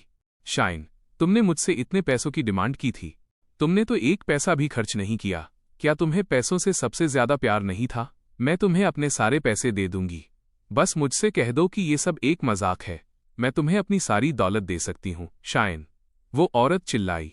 पहले वो मुझसे नफरत करती थी कि मैं एक गोल्ड डिगर हूं, पर अब वो बस यही दुआ कर रही थी कि ये सब एक मजाक हो। बस मेरी एक चाल ताकि मैं उससे पैसे मांग सकूं। अगर वो मुझे अपने सारे पैसे दे देती तो वो इंसान मुस्कुराते हुए बाहर आ जाता, पर उसने कई बार मेरा नाम पुकारा और वहां कोई जवाब नहीं मिला। उन खाली खंडहरों के बीच वो इंसान जिससे वो प्यार करती थी मर चुका था। शाइन, लिन काई ने बेबसी में मेरा नाम पुकारा। आंसू झरने की तरह बह रहे थे। भले ही मैंने उसे बार बार चोट पहुंचाई थी, पर वो फिर भी मुझे भुला नहीं पा रही थी। सियांग के साथ उसकी शादी। उसने कसम खाई थी कि वो पास्ट को खत्म कर देगी। पर तुम मुझे एक बार फिर छोड़कर क्यों चले गए? शाइन, तुम कितने पत्थर दिल हो। क्या तुम्हारे दिल में मेरे लिए कभी एक सेकंड के लिए भी जगह थी? वो तड़प कर रोई, यहां तक कि वो दूसरे इंसान को पकड़ भी नहीं पा रही थी। खत्म न होने वाले दर्द ने लिन काई को घेर लिया। उसे लगा जैसे वो इन राखों के बीच दम तोड़ देगी।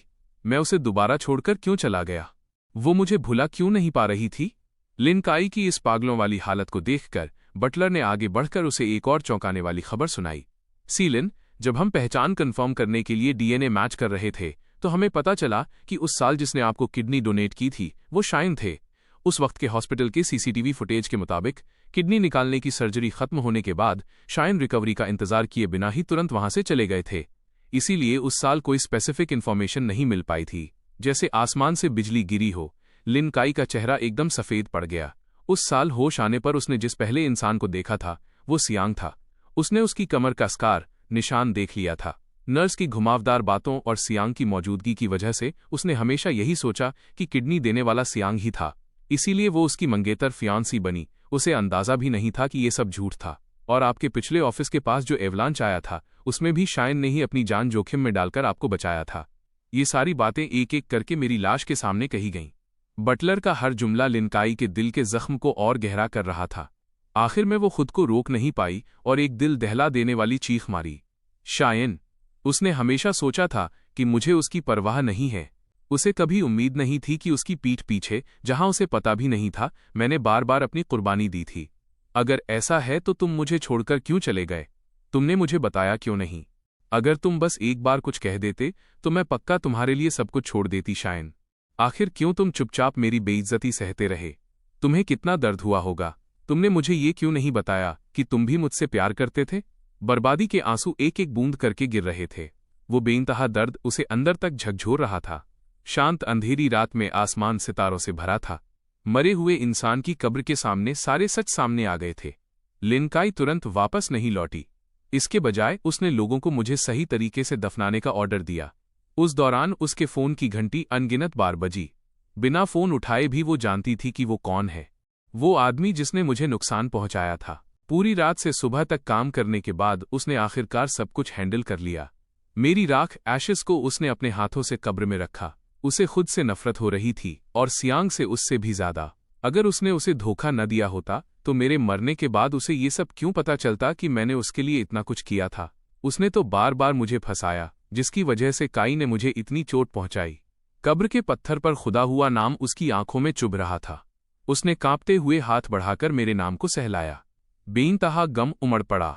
मैं मर चुका था। अब उसके जीने का क्या मतलब था?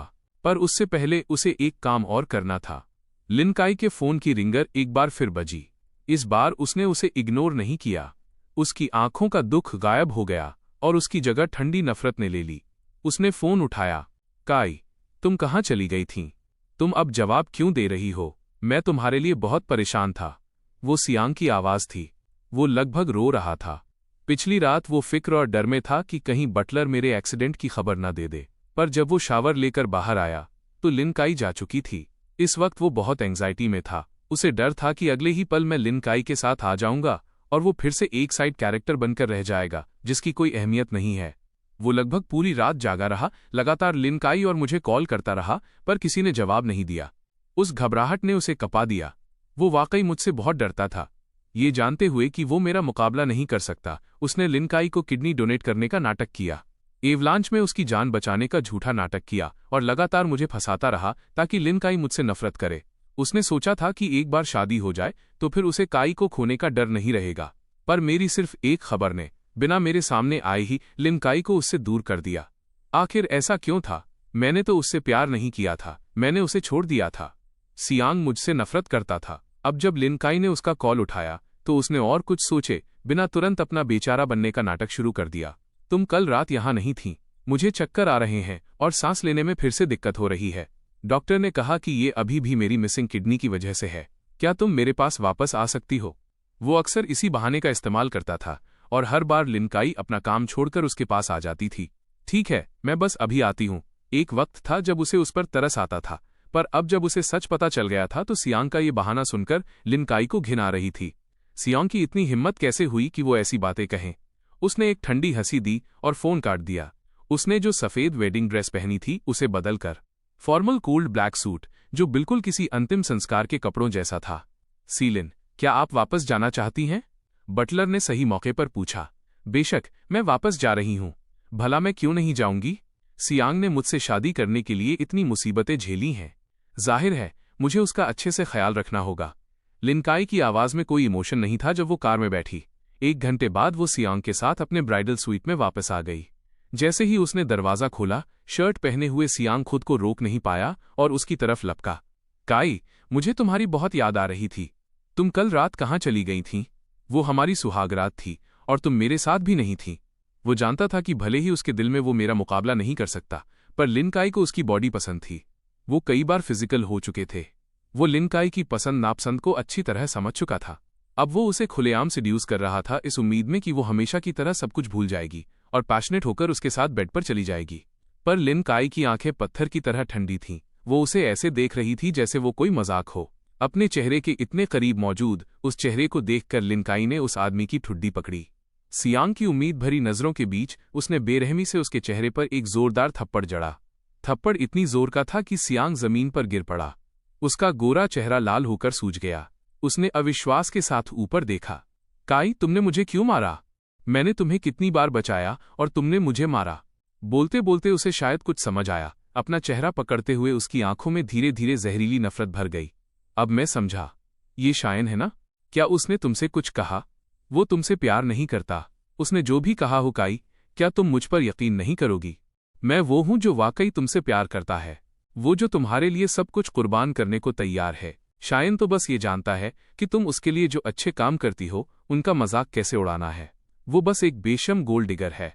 काई, क्या तुम ये पहले से नहीं जानती थी? वो रोते हुए बोला, जैसे उसके साथ बहुत बड़ी नाइंसाफी हुई हो। पर उम्मीद के उलट इन बातों ने लिन काई को और भी ज्यादा आग बबूला कर दिया। सियांग, तुम अपनी मौत मांग रहे हो।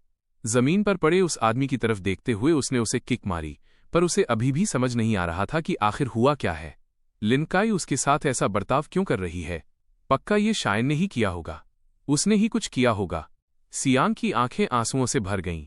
वो जमीन पर घिसटते हुए लिन काई के पैरों के पास आया, रोते हुए और बेचारों की तरह अपना सिर हिलाते हुए बोला, काई, मुझे बताओ, मैंने क्या गलत किया? मैं सब ठीक कर दूंगा। प्लीज शायन की बातों पर यकीन मत करो, ठीक है? पर उस औरत की आंखों में अब पुराने प्यार का कोई निशान नहीं था। अगर बटलर ने इन्वेस्टिगेट किया होता तो मुझे कभी पता नहीं चलता कि तुम शुरू से मुझसे झूठ बोल रहे थे। तुम किडनी डोनर नहीं थे और नहीं तुमने मुझे उस एवलांच में बचाया था। उसने सब खत्म कर दिया। वो शायन था जिसने मेरे लिए सब कुछ कुर्बान कर दिया। फिर भी तुम्हारी इतनी हिम्मत कि तुमने उसके किए हुए कामों का क्रेडिट खुद ले लिया और लगातार उसे बदनाम करते रहे। सियांग, तुम्हारा कलेजा तो देखो। सियांग का चेहरा पीला पड़ गया। उसके हाथों ने लिन काई की पैंट को कसकर पकड़ लिया। उसकी आंखों में आंसू थे। मैं नहीं चाहता था कि ये सब ऐसा हो। काई, प्लीज मुझ पर यकीन करो। मैं बस तुमसे बहुत ज्यादा प्यार करता हूं। मैं नहीं चाहता कि शायन तुम्हें बार बार चोट पहुंचाए, तुम्हें अकेला छोड़ दे। अब हमारी शादी हो चुकी है। अब शायन की परवाह मत करो। क्या हम बस एक साथ खुशी खुशी नहीं रह सकते?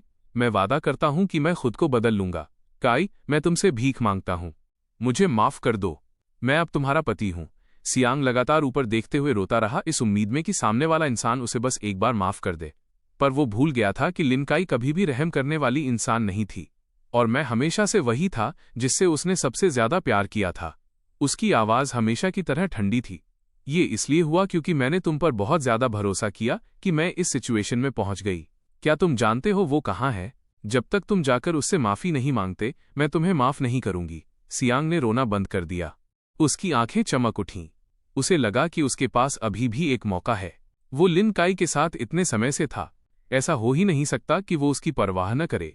वो उसका रोना बर्दाश्त नहीं कर सकती थी। उसने जल्दी से सिर हिलाया। उसकी आंखों में एक मुस्कान कौंधी। ठीक है, यही किया जाना चाहिए। ये मेरी गलती थी। शायन से माफी मांगना सही बात है। क्या उसे पैसे पसंद नहीं है? मैं उसे बहुत सारे पैसे दूंगा। वो पक्का बहुत खुश होगा। काई, तो वो कहाँ है? मैं अभी जाकर उससे मिलूंगा और माफी मांगूंगा। लिन काई ने उसकी तरफ देखा। उसके होठों के कोनों पर एक क्रूर मुस्कान आ गई। उसकी आवाज ऐसी लग रही थी जैसे नर्क से आ रही हो। फिर तुम खुद नीचे जा सकते हो और उसके सामने अपने पापों का प्रायश्चित कर सकते हो। सियांग का चेहरा अचानक मौत की तरह पीला पड़ गया। उसे उसकी बातों पर यकीन नहीं हुआ। शायन चला गया? ये कैसे मुमकिन है? पक्का कोई गलती हुई है। ये पक्का तुम्हें वापस पाने की उसकी कोई चाल होगी। शायन कैसे जा सकता है? वो चिल्लाया। पर अगले ही सेकंड उस औरत ने उसका गला पकड़ लिया। लिन काई की आंखों में एक पागलपन वाली चमक थी। तुम अभी भी नाटक कर रहे हो। अगर तुम नहीं होते तो शायन कैसे? अगर तुमने बटलर को मुझसे कांटेक्ट करने से नहीं रोका होता तो शायन को बचाया जा सकता था। मुझसे शादी करने के लिए तुम सच में किसी भी हद तक गिर गए। अब जब शायन चला गया है तो तुम पक्का संतुष्ट होगे। क्या तुम जानते हो वो कैसे मरा? वो तुम्हें बताएगा। सियांग, जब हम अपनी शादी कर रहे थे तब शायन आग में घिरा था। वो तुम ही थे जिसने बटलर को रोका, मुझे जानने से रोका। वरना मैं उसे बचा सकती थी। जब तक मैं वहां पहुंची वो आग की लपटों में समा चुका था। हर शब्द के साथ लिन काई की आंखों में गुस्से की आग तेज होती गई और उसके हाथ की पकड़ और मजबूत होती गई। उसने सियांग की गर्दन को जोर से दबा दिया। उस आदमी का चेहरा एकदम लाल हो गया। उसके होंठ बैंगनी पड़ गए। वो विरोध का एक शब्द भी नहीं बोल पा रहा था। उसके अंदर डर की एक गहरी लहर दौड़ गई। ये पहली बार था जब उसने लिन काई को इस तरह देखा था, इतना पागलों की तरह बेपरवाह। सियांग की आंखों के कोनों से आंसू बहने लगे। वो दम घुटने के दौरान खुद को छुड़ाने के लिए संघर्ष कर रहा था। कमजोर आवाज में बोला, सॉरी काई। हर शब्द पूरी ताकत लगाकर बोला गया था, पर लिन काई ने हाथ नहीं छोड़ा। वो उसे मरते हुए ठंडी नजरों से देखती रही जब तक कि वो बेहोश होने वाला नहीं हुआ। फिर अचानक उसने अपनी पकड़ ढीली कर दी, जिससे सियांग जमीन पर जोर से गिर पड़ा। तुम्हें इस तरह मरने देना तुम्हारे लिए बहुत आसान होगा। आज से तुम शायन को सब कुछ वापस करोगे। तुम वो सारा दर्द महसूस करोगे जिससे वो गुजरा था। सियांग जमीन पर औंधे मुंह पड़ा था, सांस लेने के लिए तड़प रहा था। अभी उसे लगा कि वो मरने वाला है, पर उसे जल्दी ही एहसास हो गया कि मर जाना बेहतर होता, क्योंकि लिन काई ने उसे बेरहमी से सजा सुना दी थी। जब सियांग की आंख खुली तो उसने खुद को एक एकदम अंधेरे बंद कमरे में पाया। जरा सी हलचल के साथ ही उसकी कमर का जख्म असहनीय रूप से दर्द देने लगा। कोई पट्टी नहीं, कोई डिसइंफेक्टेंट नहीं, कोई रिकवरी ट्रीटमेंट नहीं दिया गया। वो अब इतना कमजोर हो चुका था कि बोल भी नहीं पा रहा था। लेकिन लिन काई उसे इतनी आसानी से मरने नहीं देना चाहती थी। कोई रेगुलरली उसे खाना देने आता था ताकि वो बस जिंदा रह सके। एक हफ्ते बाद जैसे ही उसके जख्म भरने लगे, कोई अंदर आया और उसके सर्जिकल टांके स्टिचेस काट दिए। वो एक बार फिर असहनीय दर्द से गुजरा। उसकी चीखें पूरे बेसमेंट में गूंज उठीं। लिन काई सर्विलांस कैमरे पर सब कुछ देख रही थी। उसके हाथ में मेरी एक फोटो थी जब मैं जिंदा था। ये उस वक्त की थी जब हमारा रिश्ता अपने बेस्ट फेज में था। जब भी वो इस फोटो को देखती, उसे लगता जैसे वो पास्ट में पहुंच गई हो, उस वक्त में जो गरीबी से भरा था पर बहुत सुकून देने वाला था। हम दोनों ने साथ में स्ट्रगल किया था, साथ में मेहनत की थी, डरते डरते हाथ पकड़े थे, किस किया था और साथ में अपने फ्यूचर के सपने देखे थे। फिर मैंने पत्थर दिल बनकर उसे छोड़ दिया, और जब हम दोबारा मिले तो हालात बदल चुके थे और लोग जा चुके थे। उसकी यादों का वो मासूम और खूबसूरत इंसान अब मतलबी, नफरत के लायक और एक अजनबी बन चुका था। वो अब उसे पहचान नहीं पा रही थी। उसने पागलों की तरह मुझसे बदला लेना चाहा, ताकि मुझे पता चल सके कि उसे छोड़ना मेरी गलती थी। लेकिन काश तुम बस एक बार बोल देते, काश तुम कह देते कि तुम मुझसे प्यार करते हो। अगर तुम कह देते कि उस वक्त कोई वजह थी, तो वजह चाहे जो भी होती, मैं तुम पर यकीन कर लेती। पर क्यों? इतना सीधा सा सच तुम उसे समझ क्यों नहीं पाए? अगर तुम वाकई मुझसे प्यार नहीं करते थे, तो तुमने बार बार मुझे क्यों बचाया? लिन काई की आंखें लाल थीं, आंसू खामोशी से गिर रहे थे और फोटो में मौजूद चेहरे पर ऐसे लग रहे थे जैसे हम दोनों के साझा आंसू हों। वो पछतावे से भरी थी। काश मैंने अपनी ईगो प्राइड छोड़ दी होती। पास्ट से क्या फर्क पड़ता था? फ्यूचर सबसे इंपॉर्टेंट है। मैंने सियांग की बातों पर यकीन क्यों किया और उसे इतनी बार चोट क्यों पहुंचाई? हमारे पास साथ रहने का साफ मौका था, और भी आंसू गिरे। लिन काई दबी आवाज में सिसक रही थी। वो दिन जब हम एक दूसरे से प्यार करते थे, अब एक भ्रम, एक कमजोर बुलबुले और एक दूर के सपने जैसे लग रहे थे, जो बहुत आसानी से कभी न लौटने वाला पास्ट बन चुके थे। वो कांपते हुए अपना माथा उस फोटो से टिकाकर बैठ गई। बटलर अंदर आया, ये सीन देखा और बोलने से पहले एक पल खामोश रहा। सीलिन, मिस्टर सियांग के जख्म अब चिंता की बात नहीं है। अच्छा, ऐसा है? लिन काई ने ऊपर देखा। हालांकि उसकी आंखें अभी भी लाल थीं, पर उसकी टोन में फिर से वही संजीदगी आ गई थी। तो फिर अगले स्टेप के साथ आगे बढ़ो।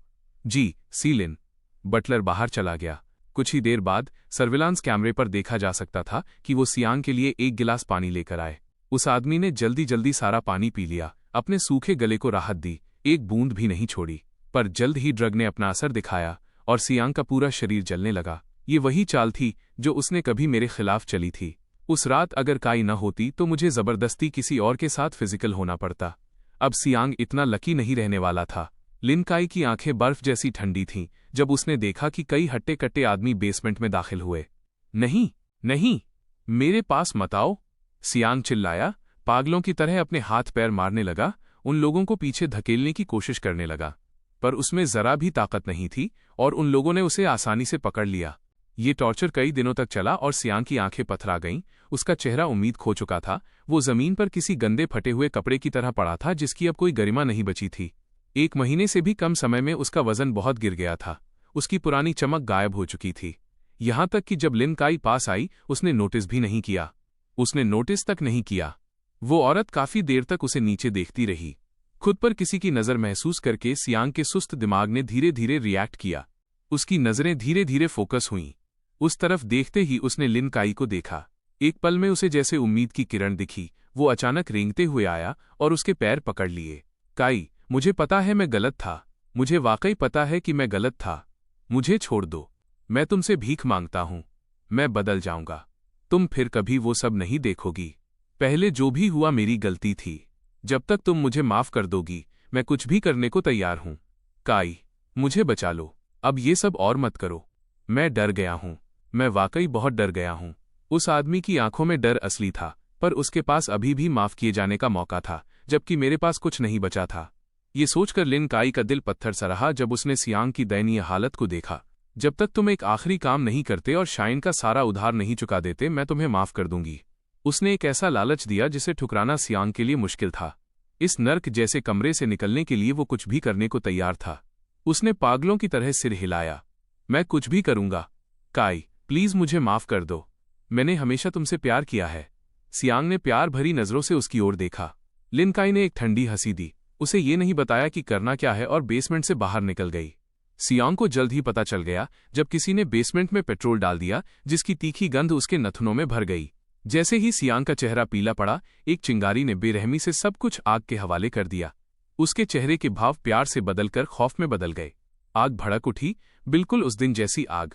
काई, लिन काई, तुम ऐसा नहीं कर सकती। काई, मुझसे गलती हो गई। वो पागलों की तरह दरवाजा पीटने लगा, मदद के लिए गिड़गिड़ाने लगा। घना धुआं और लपटें उसके ठीक बगल में थीं। वो बेबसी में रोया, पर किसी ने उसकी पुकार का जवाब नहीं दिया। उसका चेहरा आखिरकार नफरत में बदल गया। जैसे ही वो आग की लपटों में समा रहा था, वो पागलपन की हद तक पहुंच गया, हर किसी से नफरत करने लगा। ऐसा क्यों था कि इतना सब होने के बाद भी लिन काई उसी के लिए तड़प रही थी, उसे छोड़ नहीं पा रही थी? ऐसा क्यों था कि वो जो सिर्फ खुशियां चाहता था उसे इस तरह टॉर्चर किया गया? ये सब तुम्हारी गलती है लिन काई। तुम्हें शायन कभी नहीं मिलेगा। वो तुमसे कभी प्यार नहीं करेगा।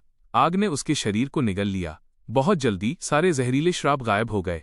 आग एक दिन और एक रात तक चलती रही। बेसमेंट की हर चीज राख बन गई, बिल्कुल उस दिन की तरह जब तक आखिरी चिंगारी नहीं बुझ गई, बंद दरवाजा नहीं खोला गया।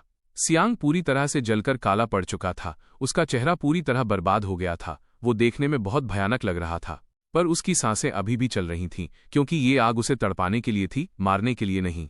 लिन काई ने बेरुखी से एक नज़र डाली और बटलर को बुलाया। अगर वो मेरे पास रहना चाहता है तो उसे ये पता होना चाहिए कि मेरी आंखों में सिर्फ शायन है।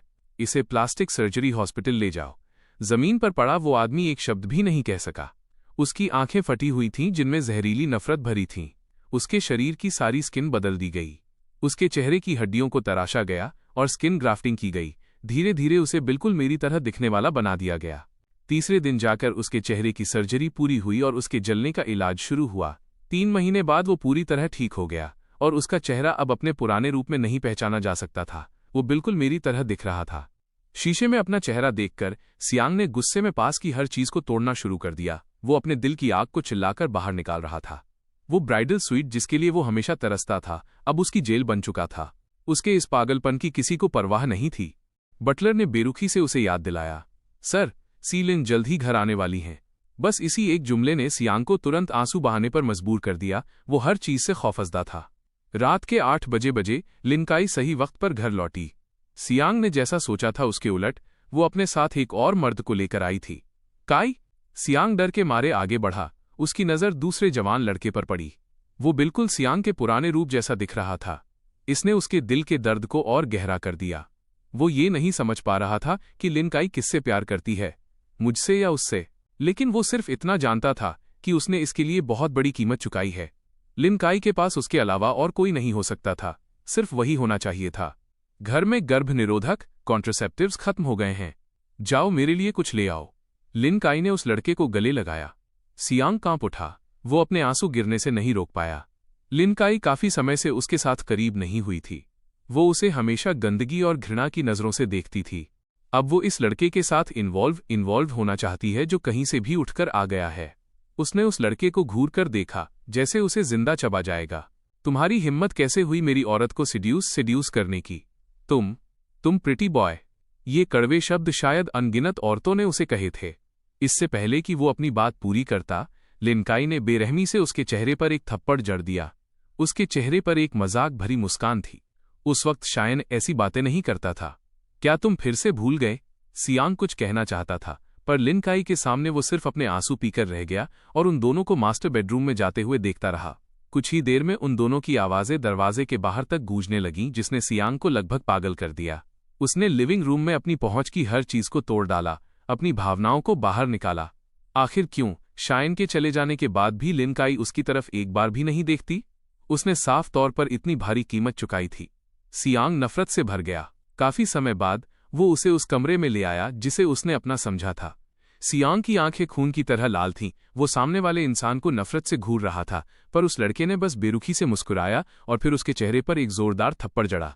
लिन काई ने भी पक्का ये सुना होगा, पर उसने इसे रोका नहीं। एक तरह से सियांग के उस नीच दर्जे को चुपचाप स्वीकार कर लिया। सही बात है, हालांकि अब उसके पास मिस्टर लिन का टाइटल था, पर उसकी हैसियत एक कुत्ते से भी कम थी, बिल्कुल मेरी तरह जैसा मैं उस वक्त था। उसने अपना चेहरा पकड़ा और एक पल के सदमे के बाद वो पूरी तरह उत्तेजित हो गया। तुम्हें मुझे मारने का क्या हक है? मैं उसका पति हूं, मैं उसका लीगल हस्बैंड हूं। तुम अदर मैन हो, मरने के लायक तो तुम हो। उसने उस लड़के को थप्पड़ मारने के लिए हाथ उठाया, पर वो लड़का बस मुस्कुराया और दरवाजा बंद कर लिया। सियांग सिर्फ दरवाजे के बाहर खड़ा रह गया। उसका दिल निराशा से भरा था और उसे इतना दर्द हो रहा था जैसे वो मर रहा हो। अगले दिन जब दरवाजा दोबारा खुला, सियांग पूरी रात सोया नहीं था। वो तब से वहीं पहरा दे रहा था। जब उसने आखिरकार लिन काई को देखा तो वो बेतहाशा आगे बढ़ा। काई, प्लीज ऐसा मत करो। हालांकि मैंने तुमसे झूठ बोला, पर मैं तुमसे वाकई प्यार करता हूं। मैंने तुम्हें कई सालों तक चाहा है। मेरे साथ ऐसा बर्ताव मत करो। शायन अब चला गया है। मैंने अपने किए हुए पापों का प्रायश्चित कर लिया है। अब मुझे इस तरह और मत तड़पाओ। वो रोते हुए बोला। उसने चाहे कितना भी टॉर्चर सहा हो, पर उसके दिल में सबसे बड़ा डर लिन काई का उसे छोड़ जाना था। अब उसके पास बाहर निकलने का कोई रास्ता नहीं था। उसके पास अब सिर्फ लिनकाई बची थी। वो मेरा सब्स्टिट्यूट बनकर रहने को तैयार था। वो लिनकाई से अपनी बेइज्जती भी करवा सकता था। बस एक ही चीज थी, वो उसे छोड़ नहीं सकती थी। चाहे वो उसे बस एक नज़र देख ले, बस एक बार उसकी तरफ देख ले। पर लिनकाई का उसे माफ करने का कोई इरादा नहीं था। उसकी आवाज ठंडी थी जिसने सियांग की सारी उम्मीदें तोड़ दीं। दफा हो जाओ। तुम्हारी हिम्मत कैसे हुई उसका नाम लेने की? तुम पर उसका जो उधार है वो कभी नहीं चुकाया जा सकता। वो उस जवान लड़के के साथ वहां से चली गई। सियांग वहां सन्न खड़ा रह गया। क्या उसने अभी भी पर्याप्त कीमत नहीं चुकाई थी? वो इस हालत में पहुंच चुका था, फिर भी ये उस दर्द का 1% भी नहीं था जिससे मैं गुजरा था। क्या वाकई उसे इसके लिए मरना होगा तभी काफी होगा? लिनकाई, तुम इतनी पत्थर दिल कैसे हो सकती हो? जैसे ही वो दरवाजे से बाहर निकले, लिनकाई ने उस लड़के को अपनी बाहों से अलग कर दिया। चाहे ये लड़के हों या सियांग, उसके मन में किसी के लिए कोई फीलिंग्स नहीं थीं। वे सब बस वो जरिया थे जिनसे वो मेरे खिलाफ किए गए अपने पापों का प्रायश्चित कर रही थी। सीलिन, अब मैं चलता हूं। वो लड़का खामोशी से चला गया। वो बस एक मोहरा था, पर उसमें महत्वाकांक्षा की कमी नहीं थी। लिनकाई ने बिना कोई जवाब दिए सिर हिलाया। वो धीरे धीरे चल रही थी, अकेली, बिना किसी मकसद के, बिना किसी दिशा के। उसे बस मेरी याद आ रही थी। भीड़ भरी सड़क पर बहुत से लोग उसके पास से गुजरे, पर उनमें से कोई भी मैं नहीं था। अपना सिर दोबारा उठाते ही उसे अचानक एक जाना पहचाना चेहरा दिखा। लिनकाई ने उस इंसान का पूरा चेहरा भी नहीं देखा था। उसने बस उसकी प्रोफाइल, साइड का चेहरा की एक झलक देखी, पर उसकी नजरें वहीं जम गईं। ऐसा लगा जैसे किस्मत ने उसे मुझे नोटिस करने के लिए ही वहां भेजा हो। उसका दिल अचानक जोर जोर से धड़कने लगा। वो सुन्न होकर देखने लगी, उस साये का पीछा करने लगी जो किसी और के गले में हाथ डाले चल रहा था। मैंने अपना सिर घुमाया और अपने साथ चल रही औरत से कुछ कहा। इससे लिनकाई को आखिरकार मेरा चेहरा दिख गया। वो बिल्कुल मेरे जैसा था। वो काफी देर तक अविश्वास में देखती रही। उसकी उंगलियां कांप रही थीं। कोई गलती नहीं थी। वो शायन ही था। वो कभी गलत नहीं हो सकती थी। मैं मरा नहीं था। वो इंसान जिसके लिए वो दिन रात तड़प रही थी, वो जिंदा था। और तो और, वो उसके इतने करीब था। उस पल खोई हुई चीज को वापस पाने की खुशी उस पर हावी हो गई। वजह चाहे जो भी हो, जब तक मैं जिंदा था उसके लिए वही काफी था। लिनकाई मेरा पीछा करना चाहती थी, पर तभी मैंने अपने बगल वाली औरत को किस किया। उसकी आंखें फटी की फटी रह गईं और वो भीड़ को चीरते हुए आगे बढ़ी और मुझे पकड़ लिया। शायन, उसने दांत पीसते हुए मेरा नाम लिया। उसे अपनी आंखों के सामने दिख रही चीज पर यकीन नहीं हो रहा था। मेरे लिए उसने सियांग को रोज टॉर्चर किया, मेरी कब्र पर जाकर पछतावा किया और माफी मांगी। उसने तो यहां तक तय कर लिया था कि सियांग से निपटने के बाद वो भी मर जाएगी ताकि अगले जन्म में अपने प्यार से मिल सके। पर न सिर्फ मैं जिंदा था, बल्कि मैं किसी और के साथ था। क्या शायन उससे इतनी नफरत करता था कि उसने अपनी मौत का नाटक सिर्फ उससे दूर जाने के लिए किया? उसने मेरी कलाई को कसकर पकड़ लिया, उस चेहरे को घूरते हुए जिसके लिए वो दिन रात तरसी थी। उसकी आंखें धीरे धीरे लाल हो गईं। उसने कई बार सोचा था कि अगर मैं जिंदा होता, अगर मैं उसे मिल जाता, तो वो मेरे साथ रहने के लिए कुछ भी करती। मैं उसे मार सकता था, डांट सकता था, यहां तक कि अपनी दी हुई किडनी भी वापस ले सकता था। जब तक मैं वापस आ सकता था, वो कुछ भी करने को तैयार थी, अपनी जान तक देने को। वो मुझे साबित करना चाहती थी कि वो 18 साल की लिनकाई जो मुझसे निस्वार्थ प्यार करती थी, वही आज की 28 साल की लिनकाई है। सियांग बस उसकी एक गलती थी। पर अब जब वो मुझसे वाकई दोबारा मिली थी, तो उसे समझ नहीं आ रहा था कि क्या कहे। मैंने चिड़चिड़े भाव से उसका हाथ झटक दिया। तुम कितनी परेशान करने वाली हो लिनकाई? क्या मैं अपनी मौत का नाटक करके भी तुमसे नहीं बच सकता? उस एक जुमले ने लिनकाई के दिल पर गहरा घाव कर दिया, जिससे उसका दम घुटने लगा। अभी एक पल पहले वो सोच रही थी कि शायद कोई गलतफहमी हुई है। उसे कभी उम्मीद नहीं थी कि यही सच होगा। क्यों? तुमने ऐसा क्यों किया? वो कांपते हुए बस यही एक जुमला बोल पाई। जब मैंने पास्ट में उसे छोड़ा था, तब भी लिनकाई ने यही पूछा था। अब जब मैंने उससे दूर जाने के लिए अपनी मौत का नाटक किया, तब भी उसे समझ नहीं आ रहा था कि क्यों। क्या तुम वाकई मुझसे बिल्कुल प्यार नहीं करते? क्या तुम्हें मेरी जरा भी परवाह नहीं है? फिर तुमने मुझे क्यों बचाया? तुमने मुझे अपनी किडनी क्यों दी? बस मुझे एक वजह दे दो, चाहे वो झूठ ही क्यों ना हो। मैं तुम पर यकीन कर लूंगी। पर कोई वजह नहीं थी। मैं आज भी उतना ही ठंडा और पत्थर दिल था जैसा उस साल था। बेशक मुझे तुमसे नफरत है, मैं तुम्हें देखना भी नहीं चाहता। लिनकाई, उम्मीद है कि तुम्हें अब अपनी असलियत समझ आ गई होगी। बस ये मान लो कि मैं उस आग में मर गया था। अब मेरा एक नया नाम है। मेरा नाम फू यू है। मैं हल्का सा मुस्कुराया। तुम ऐसे कैसे हो सकते हो? उसने हमें अपनी आंखों के सामने से जाते हुए देखा, जब तक कि हम ओझल नहीं हो गए, और फिर वो जमीन पर गिरकर चीखने लगी। सड़क पर चलते अनगिनत लोग उससे डर गए। उसे पागल औरत कहने लगे। पर उन 6 महीनों में जब मैं मरा हुआ था, उसे भी लगा था कि वो पागल हो गई है। वो मर चुकी थी, मेरे साथ उस आग में मर चुकी थी। अब मैं उसे बता रहा था कि वो सब बस उससे बचने के लिए था। तुम ऐसे कैसे हो सकते हो शायन? तुम इतने पत्थर दिल कैसे हो सकते हो? उसने बटलर को कॉल किया और तुरंत इस फू यू और मेरे साथ वाली औरत की जांच करने को कहा। एक बार सुराग मिलने के बाद जांच बहुत आसान हो गई। फू यू की पहचान एक विदेशी यूनिवर्सिटी के स्टूडेंट और फू फैमिली के गोद लिए हुए बेटे के रूप में हुई, और मेरे साथ वाली औरत मेरी मंगेतर फियांसी थी, जो बाई फैमिली की सबसे छोटी बेटी थी। लिन काई बाई फैमिली को जानती थी। वे कोई बहुत बड़ी पावर नहीं थे, बस उनका अपर क्लास में थोड़ा नाम था। शायन, मुझे दोबारा छोड़ने के बाद क्या फू फैमिली तुम्हारी पसंद है? उसकी आंखें खून की तरह लाल थीं। ये बताना मुश्किल था कि ये दर्द था या नफरत। उसने अपना मन बना लिया था। इस बार चाहे जो भी करना पड़े, उसे मुझे अपने पास ही रखना था।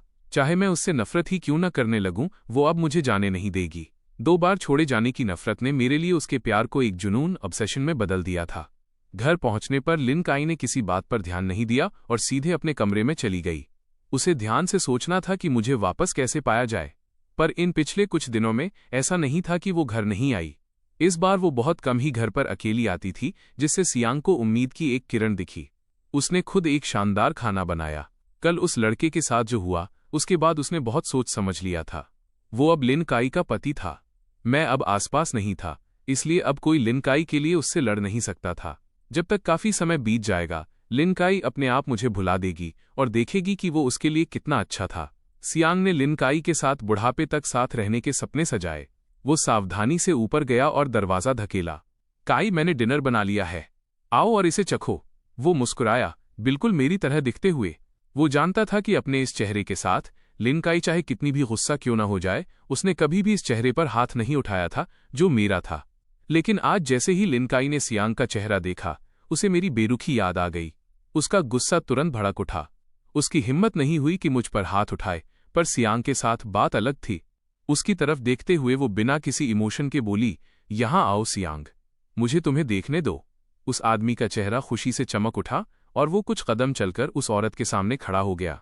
इस चेहरे ने शुरुआत में हड्डियों को तराशने और स्किन को घिसने का दर्द सहा था। 3 दिनों तक मॉडिफिकेशन चले थे ताकि वो बिल्कुल मेरी तरह दिख सके। लिन काई ने सियांग की ठुड्डी पकड़ी और उसके दिल में बेइंतहा नफरत जाग उठी। जाओ और इस चेहरे को बर्बाद कर दो, उसने कहा और उसे छोड़ दिया। क्या? सियांग को यकीन नहीं हुआ। उसे लगा कि उसने गलत सुना है। लिन काई उसे अपना ये चेहरा बिगाड़ने के लिए कैसे कह सकती थी, जो बिल्कुल मेरे जैसा दिखता था? क्या तुम्हें समझ नहीं आया? मैंने कहा इस चेहरे को खत्म कर दो। वो अचानक दहाड़ी। सियांग इतना डर गया कि वो कांपने लगा। उसने टेबल पर एक फोल्डर देखा।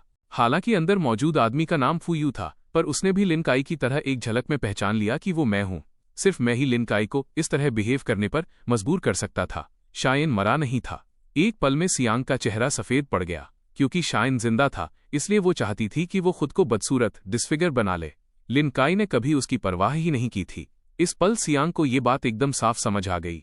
उसका दिल अचानक निराशा से भर गया।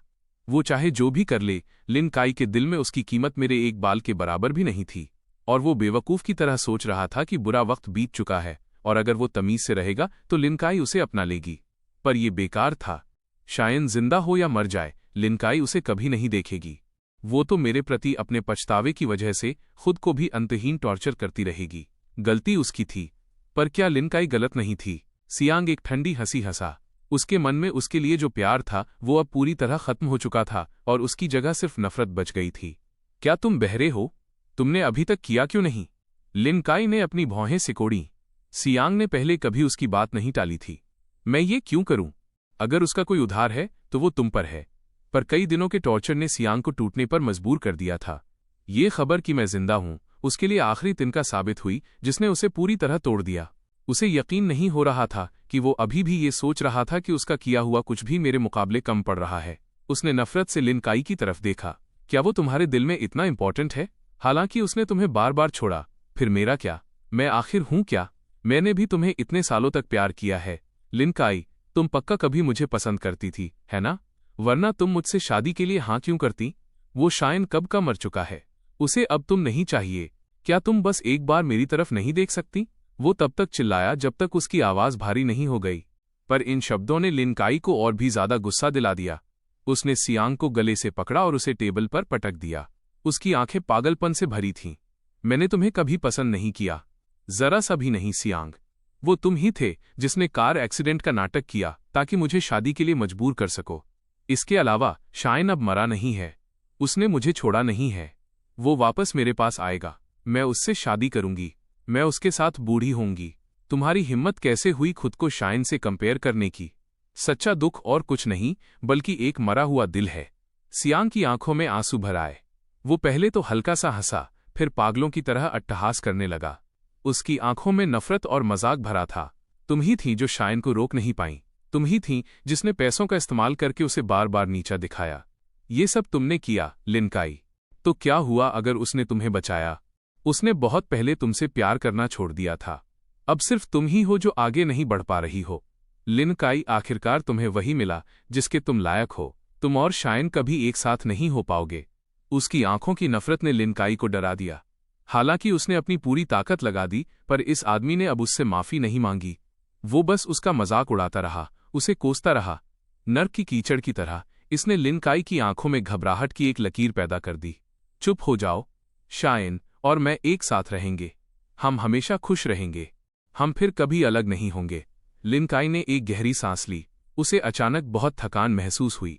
दरवाजे पर दस्तक हुई। बटलर अंदर आया। सियांग को जमीन पर देखकर वो ज्यादा हैरान नहीं हुआ। सीलिन, 2 दिनों में बाई फैमिली एक पार्टी होस्ट कर रही है, क्या आप उसमें शामिल होंगी? मैंने सुना है कि वे ऑफिशियली शायन और मिस बाई की शादी का अनाउंसमेंट करने वाले हैं। लिन काई ने अपना माथा रगड़ा। उसकी आवाज धीमी थी। हम जाएंगे। न सिर्फ मैं जाऊंगी बल्कि मैं एक बहुत बड़ा गिफ्ट भी तैयार करूंगी। मैं बाई फैमिली से मिलना चाहती हूं। उनकी हिम्मत कैसे हुई मेरे आदमी को चुराने की? इसके अलावा सीलिन, हमें कुछ अजीब पता चला है। ये बाई फैमिली की यंग लेडी के बारे में है। लिन काई ने अपनी आंखें खोलीं। ये सच है कि मिस बाई विदेश से लौटी हैं, पर उनका फैमिली बिजनेस सिर्फ उतना नहीं है जितना दिखता है। अगर शायन उनकी फैमिली ज्वाइन करता है तो मुझे डर है। बटलर ने संक्षेप में बताया जो उन्होंने इन्वेस्टिगेट किया था। जितना ज्यादा उसने सुना, लिन काई उतनी ही खौफजदा होती गई। वे मेरे साथ बिल्कुल भी ईमानदार नहीं थे। अगर मैं वहां गया तो पक्का मेरा तब तक इस्तेमाल किया जाएगा जब तक कुछ बाकी न रह जाए। लिन काई ने अपनी मुट्ठियां भींच लीं। उसकी आंखें गुस्से से भर गईं। कुछ दिनों बाद बाई फैमिली की पार्टी अपने तय समय पर हुई। बाई फैमिली के इन्फ्लुएंस को देखते हुए इस पार्टी में सिर्फ कुछ दोस्त और रिश्तेदार ही मेहमान थे। वहां कोई बड़े बिगविग्स नहीं आने वाले थे। किसी को उम्मीद नहीं थी कि लिन काई यहां आएगी। सीलिन, खराब स्वागत के लिए मैं बहुत माफी चाहता हूं। ये सोचकर ही खुशी हो रही है कि आप मेरी इस छोटी सी पार्टी की शोभा बढ़ाने आईं। बाई फैमिली का मौजूदा सीईओ एक साथ खुश भी था और डरा हुआ भी। उन्होंने कभी नहीं सोचा था कि वे सी लिन जैसी बड़ी हस्ती से जान पहचान कर पाएंगे।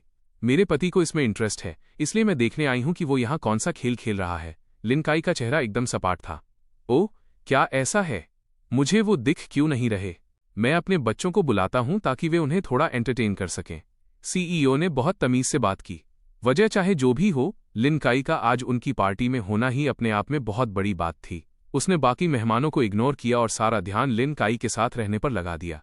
वो लिन काई को बाई फैमिली के बिजनेस और आज की पार्टी के असली मतलब के बारे में बता रहा था। सच तो ये है कि मेरी नालायक बेटी फू फैमिली के एक जवान लड़के को पसंद करती है और उसी से शादी करने की जिद पर अड़ी है। हालांकि हम लिन फैमिली की दौलत का मुकाबला तो नहीं कर सकते, पर फिर भी हमें कम से कम फॉर्मेलिटीज तो निभानी ही पड़ती हैं। इसलिए हम इस शादी को ऑफिशियल करने के लिए दोनों बच्चों की पहले सगाई एंगेजमेंट करवा रहे हैं। सीईओ बाई ने हंसते हुए कहा। लिन काई ने बेरुखी से जवाब दिया। उसे तब तक कोई फर्क नहीं पड़ा जब तक लाइटें धीरे धीरे मध्यम नहीं हो गईं और सारा फोकस स्टेज पर नहीं आ गया। तभी लिन काई की नजरें गंभीर हो गईं। हालांकि ये सिर्फ एक सगाई थी, पर हाथ में हाथ डाले ऊपर आ रहे दोनों लोगों ने फॉर्मल कपड़े पहने हुए थे। मैंने ब्लैक सूट पहना था और बाई शाओलान ने सफेद वेडिंग ड्रेस। ये पहली बार था जब लिन काई ने मुझे शादी के कपड़ों में देखा था। उस औरत की नजरें उसी साये पर टिक गईं जिसके सपने वो दिन रात देखती थी। हेलो मेहमानों, आप सबका स्वागत है और हमारी बाई फैमिली की पार्टी में आने के लिए शुक्रिया। आज हम एक जरूरी बात अनाउंस करने वाले हैं, वो ये कि मैं बाई शाओलान फू फैमिली के फूयू से सगाई करने जा रही हूँ। वो औरत बहुत चमकते हुए मुस्कुराई। उसने मेरा हाथ थामा जिस पर एक चमकती हुई अंगूठी पहनाई गई थी। सबने तालियां बजाईं। पास खड़े सीईओ बाई की मुस्कुराहट से उनके चेहरे की झुर्रियां साफ दिख रही थीं। सिर्फ लिन काई बिना हिले डुले स्टेज पर मौजूद इंसान को एकटक देखती रही। सीलिन, क्या आपके पति अभी तक नहीं पहुंचे? ये नोटिस करते हुए कि लिन काई का मूड कुछ ठीक नहीं लग रहा, सीईओ बाई ने देरी नहीं की और फिक्र के साथ पूछा। लिन काई ने उसकी तरफ नहीं देखा। वो अभी भी मुझे ही देख रही थी और धीरे से फुसफुसाई, वो यही है, कितना हैंडसम है। ठीक इसके बाद वो खड़ी हो गई, जिसकी वजह से मुस्कुराते हुए मेरी नज़र तुरंत लिन काई पर पड़ी। वो वाकई यहां भी आ गई थी। एक पल के लिए मैंने कुछ नहीं सोचा, मैं उसे हैरानी से देखता रहा। मुझे यकीन नहीं हो रहा कि मैंने इतनी कड़वी बातें कही थीं, फिर भी लिन काई ने मेरा पीछा किया। वो मेरी सगाई की सेरेमनी में भी आ गई। मेहमानों की भीड़ के बीच हम दोनों ने दूर से एक दूसरे को देखा। ऐसा लग रहा था जैसे हमारी आंखों में सिर्फ सामने वाला इंसान ही मौजूद हो। कहने को 10,000 बातें थीं, पर इस पल हम जैसे एक दूसरे के दिल की बात समझ गए थे। लिन काई का दिल तेजी से धड़कने लगा, पता नहीं क्यों, पर उसे यकीन था कि मैं आज भी उससे प्यार करता हूं। हालांकि मैंने अब अपना नाम बदलकर फुयू रख लिया था और मैं भी समझ गया था कि लिन काई क्या करना चाहती है। मेरा चेहरा घबराहट से पीला पड़ गया। मैं लिन काई को कदम दर कदम ऊपर आते हुए नहीं देख सकता था। आप सबकी दुआओं के लिए शुक्रिया। आज एक शुभ दिन है। मुझे यकीन है किसी को कोई ऐतराज ऑब्जेक्शन नहीं होगा, है ना? बाई शाओलान ने मजाक किया। सब लोग जाहिर तौर पर हंस पड़े, पर लिन काई की मजबूत आवाज ने उस शोर को चीर दिया और हर तरफ साफ गूंजी। मुझे ऐतराज है। वो स्टेज पर मेरे सामने आ खड़ी हुई थी। सी लिन। हालांकि शाओलान अभी हाल ही में देश लौटी थी, पर उसने लिन फैमिली की साख के बारे में सुन रखा था। एक पल के लिए उसे समझ नहीं आया कि क्या हो रहा है। हालांकि लिन काई ने उसे एक नज़र तक नहीं देखा। उसकी आंखें हमेशा मेरे चेहरे पर टिकी थीं। उसकी आवाज नरम हो गई। शायन, नहीं, फुयू मेरे साथ चलो, मैं तुमसे प्यार करती हूं। ऐसा लगा जैसे वो सालों पहले वाले उस वक्त में लौट गई हो जब उसने मुझसे इजहार किया था। उसने मुझे बेताबी से पर पूरी गहराई से देखा। उसकी आंखों में सिर्फ मैं था। लिन काई, तुम बार बार समझने से मना क्यों कर रही हो? मैं अब तुमसे प्यार नहीं करता। पास्ट का अंजाम यहां रिपीट नहीं हुआ। मैंने उसे रिजेक्ट कर दिया। लिन काई का चेहरा अचानक सफेद पड़ गया। उसने अचानक मेरा हाथ कसकर पकड़ लिया। नहीं, तुम्हें मेरे साथ चलना होगा। बाई शाओलान ठीक नहीं है। वो तुम्हारी मौत की वजह बनेगी। मैं जो कह रही हूं वो सच है। उसका बिजनेस विदेश में सब बस बहुत हुआ। मैंने उसका हाथ झटक दिया। मेरी आंखों में निराशा, गुस्सा और फटकार थी। अगर कोई चीज गायब थी तो वो था उसके लिए प्यार। तुमने लिन काई का दिल इतनी बेरहमी से छलनी कर दिया था। तुम्हारे साथ रहना ही मेरी मौत की वजह बनेगा। तुमने मुझे सियांग को खून देने के लिए मजबूर किया। तुमने पैसों से अनगिनत बार मेरी बेइज्जती की। असली नीच इंसान तो तुम हो। बड़ी मुश्किल से मैंने तुम्हें छोड़ा था। तुम फिर से मुझे ढूंढने क्यों आई? मुझे बाई शाओलान पसंद है। मैं बाई शाओलान से प्यार करता हूं। वो तुम्हारी तरह नहीं है। वो मुझे चोट नहीं पहुंचाएगी। लिन काई, क्या तुम्हें लगता है हर कोई तुम्हारी तरह है? मैंने पूरे यकीन के साथ कहा। मेरी सांसें उखड़ी हुई थीं, जैसे मैं चिल्लाने में अपनी पूरी ताकत लगा रहा था। मेरी आंखें लाल थीं, पर उस औरत की आंखें मुझसे भी ज्यादा लाल थीं। आंसू बहने लगे। क्या तुम वाकई मुझसे अब बिल्कुल प्यार नहीं करते? उसकी आवाज कांप रही थी। मैं तुमसे बिल्कुल प्यार नहीं करता। शायद पहले करता था, पर अब मेरी जिंदगी में कोई नया इंसान है। फिर तुमने उस एवलांच के दौरान मुझे किडनी क्यों डोनेट की? तुमने मुझे बचाने के लिए अपनी जान जोखिम में क्यों डाली? वो सब पास्ट की बात है। लिन काई, क्या तुम्हें समझ नहीं आता? वो सब गुजरा हुआ वक्त है। मैं बेबसी में चिल्लाया। मैं उसे बिल्कुल नहीं देखना चाहता था। क्या तुम बस यहां से दफा हो सकती हो? क्या तुम मेरे सामने आना बंद कर सकती हो? मैं तुम्हें बिल्कुल नहीं देखना चाहता। लिन काई, मुझे तुमसे नफरत है। मेरी इस पागलपन भरी चीख ने लिन काई की आखिरी मानसिक दीवार भी तोड़ दी। वो बस सुन्न होकर मुझे देखती रही। उसका दिल अंतहीन दर्द से भर गया। तो आखिरकार मैंने उसे खो ही दिया। उसने और कुछ नहीं कहा, बस मुझे देखती रही। पर सगाई की पार्टी उसकी रुकावट की वजह से रुकने वाली नहीं थी। हालांकि बाई फैमिली सिर्फ एक छोटा ग्रुप कॉन्ग्लोमरेट थी, पर वे भी ऐसी डिस्टर्बेंस पर भड़क ही जाएंगे। सीलिन, आपके लिए भी मेरी सगाई की पार्टी को इस तरह खराब करना अच्छी बात नहीं है। मेरे मंगेतर ने कह दिया है कि वो अब आपसे प्यार नहीं करता। सीलिन को बात को इतना आगे नहीं खींचना चाहिए। शाओलान का चेहरा उतर गया था। उसे वाकई इस सीन की उम्मीद नहीं थी। शुक्र है कि मैंने उसे इतना प्यार दिया और उसे नीचा नहीं बनने दिया। तुम्हें बोलने का कोई हक नहीं है। लिन काई मुड़ी और उसे घूरा। उसके चेहरे के उस रसूख औरा ने शाओलान को तुरंत चुप करा दिया। लिन काई, क्या तुम्हारा ऐसा करना जरूरी है? क्या हम इसे यहीं खत्म नहीं कर सकते? मैंने निराशा के साथ उसकी तरफ देखा। इसने लिन काई के दिल को गहराई तक छेद दिया, पर उसे मुझे वापस ले जाना ही था। बाई शाओलान बिल्कुल भी अच्छी इंसान नहीं थी। वो मुझे आग के गड्ढे में गिरते हुए नहीं देख सकती थी। शायन, पहले मेरे साथ वापस चलो। मैं तुम्हें सब समझा दूंगी, बस पहले मेरे साथ चलो। उसने मेरा हाथ खींचने की कोशिश की। उसका लहजा लगभग मिन्नत भरा था। मैं जरा भी नहीं पिघला। मैं तुम्हारे साथ वापस नहीं जाऊंगा। लिन काई, अपनी जिद छोड़ दो। क्या आप इस सगाई का अंजाम और लिन काई का अगला कदम जानना चाहेंगे? हमारे बीच बहुत पहले ही सब कुछ खत्म हो चुका है। अगर तुम मुझे इसी तरह मजबूर करने की जिद करोगी तो मैं तुम्हारे सामने मरना पसंद करूंगा। मेरी नजरें तुरंत पक्की हो गईं।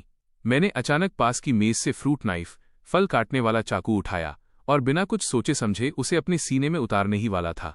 नहीं! लिन काई का दिल जैसे चूर चूर हो गया।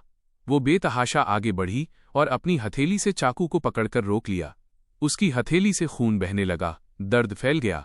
पर शुक्र है वो वक्त पर पहुंच गई थी।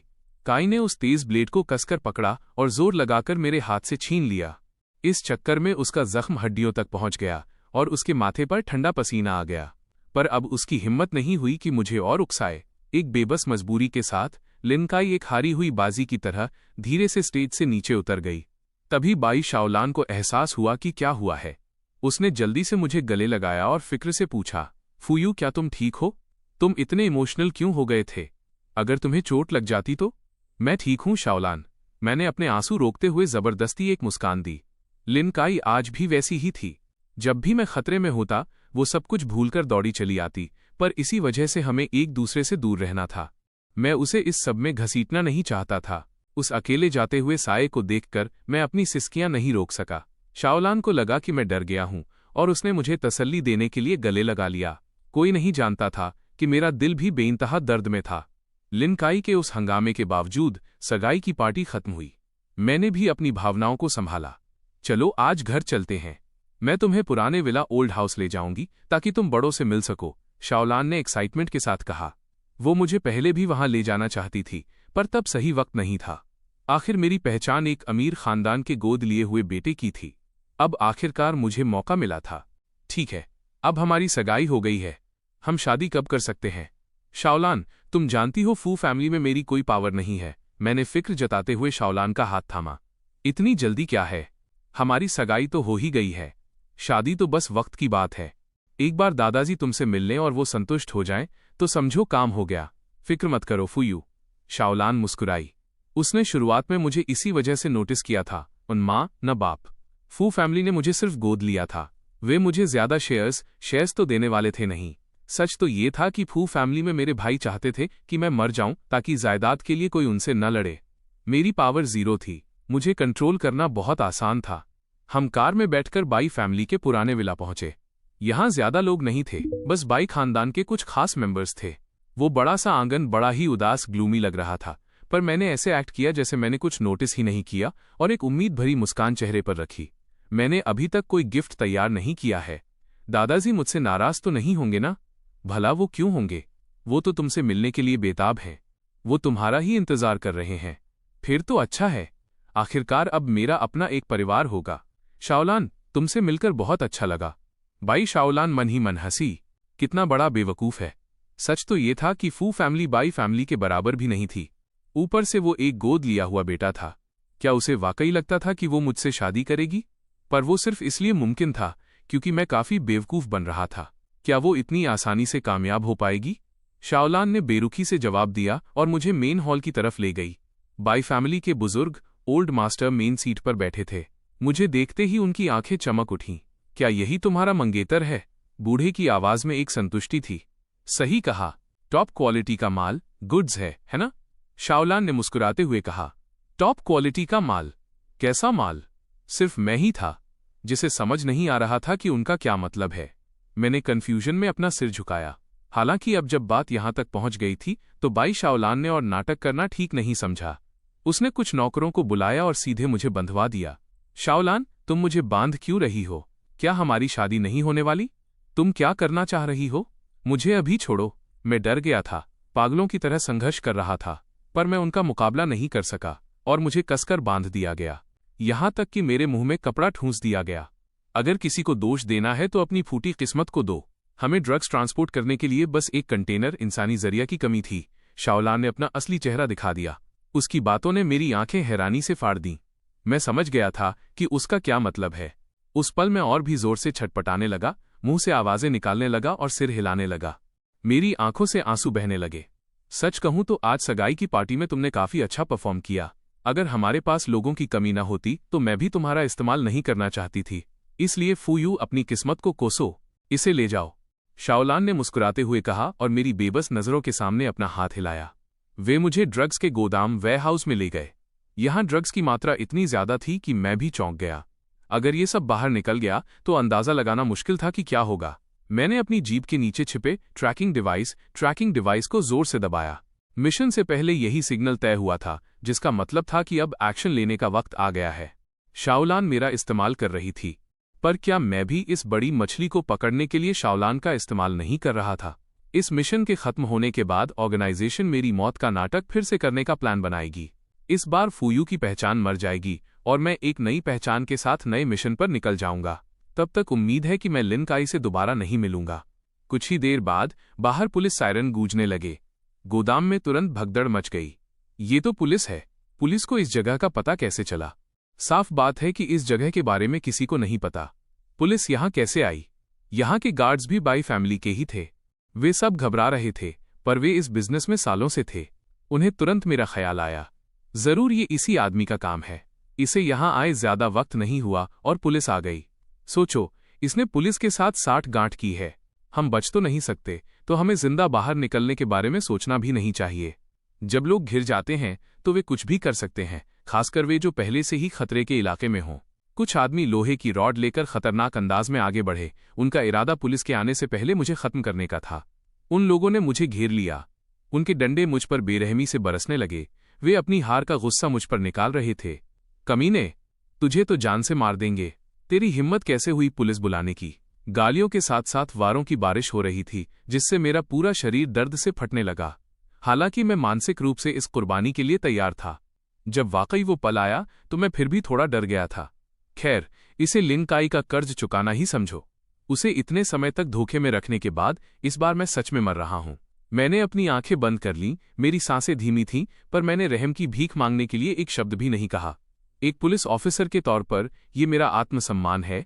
जब से मैंने इस बड़े ड्रग ट्रैफिकिंग गिरोह की जांच का मिशन हाथ में लिया था, मैंने इस कैंसर जैसी बीमारी को जड़ से उखाड़ने के लिए अपना सब कुछ दांव पर लगा दिया था।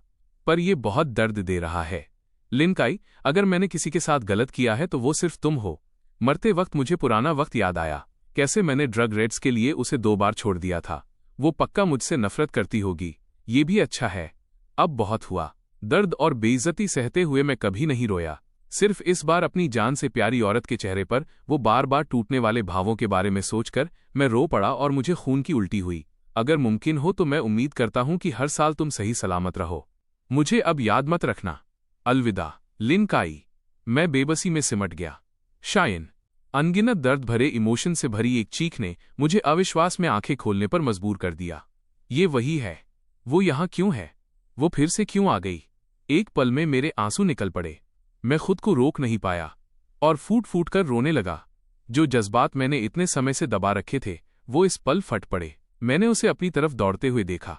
वो आज भी वैसी ही थी जैसी शुरुआत में थी, कभी नहीं बदली। वो औरत मुझ पर लेट गई। मेरे हिस्से के वो जानलेवा वार खुद पर झेलने लगी और मैं खामोशी से रो रहा था। क्यों? तुम यहाँ क्यों आई? मैंने पहले ही कहा था कि मैं तुम्हें नहीं देखना चाहता। तुम फिर भी क्यों आई? तुम मर जाओगी लिन काई, तुम मर जाओगी। मैं महसूस कर सकता था कि लिन काई के बीच में आने की वजह से वो आदमी और भी जोर से वार कर रहे थे। उस औरत का चेहरा धीरे धीरे सफेद पड़ गया, पर वो फिर भी मुझे देखकर मुस्कुराई। तुम्हारे पास मर पाना ही मेरे लिए काफी है।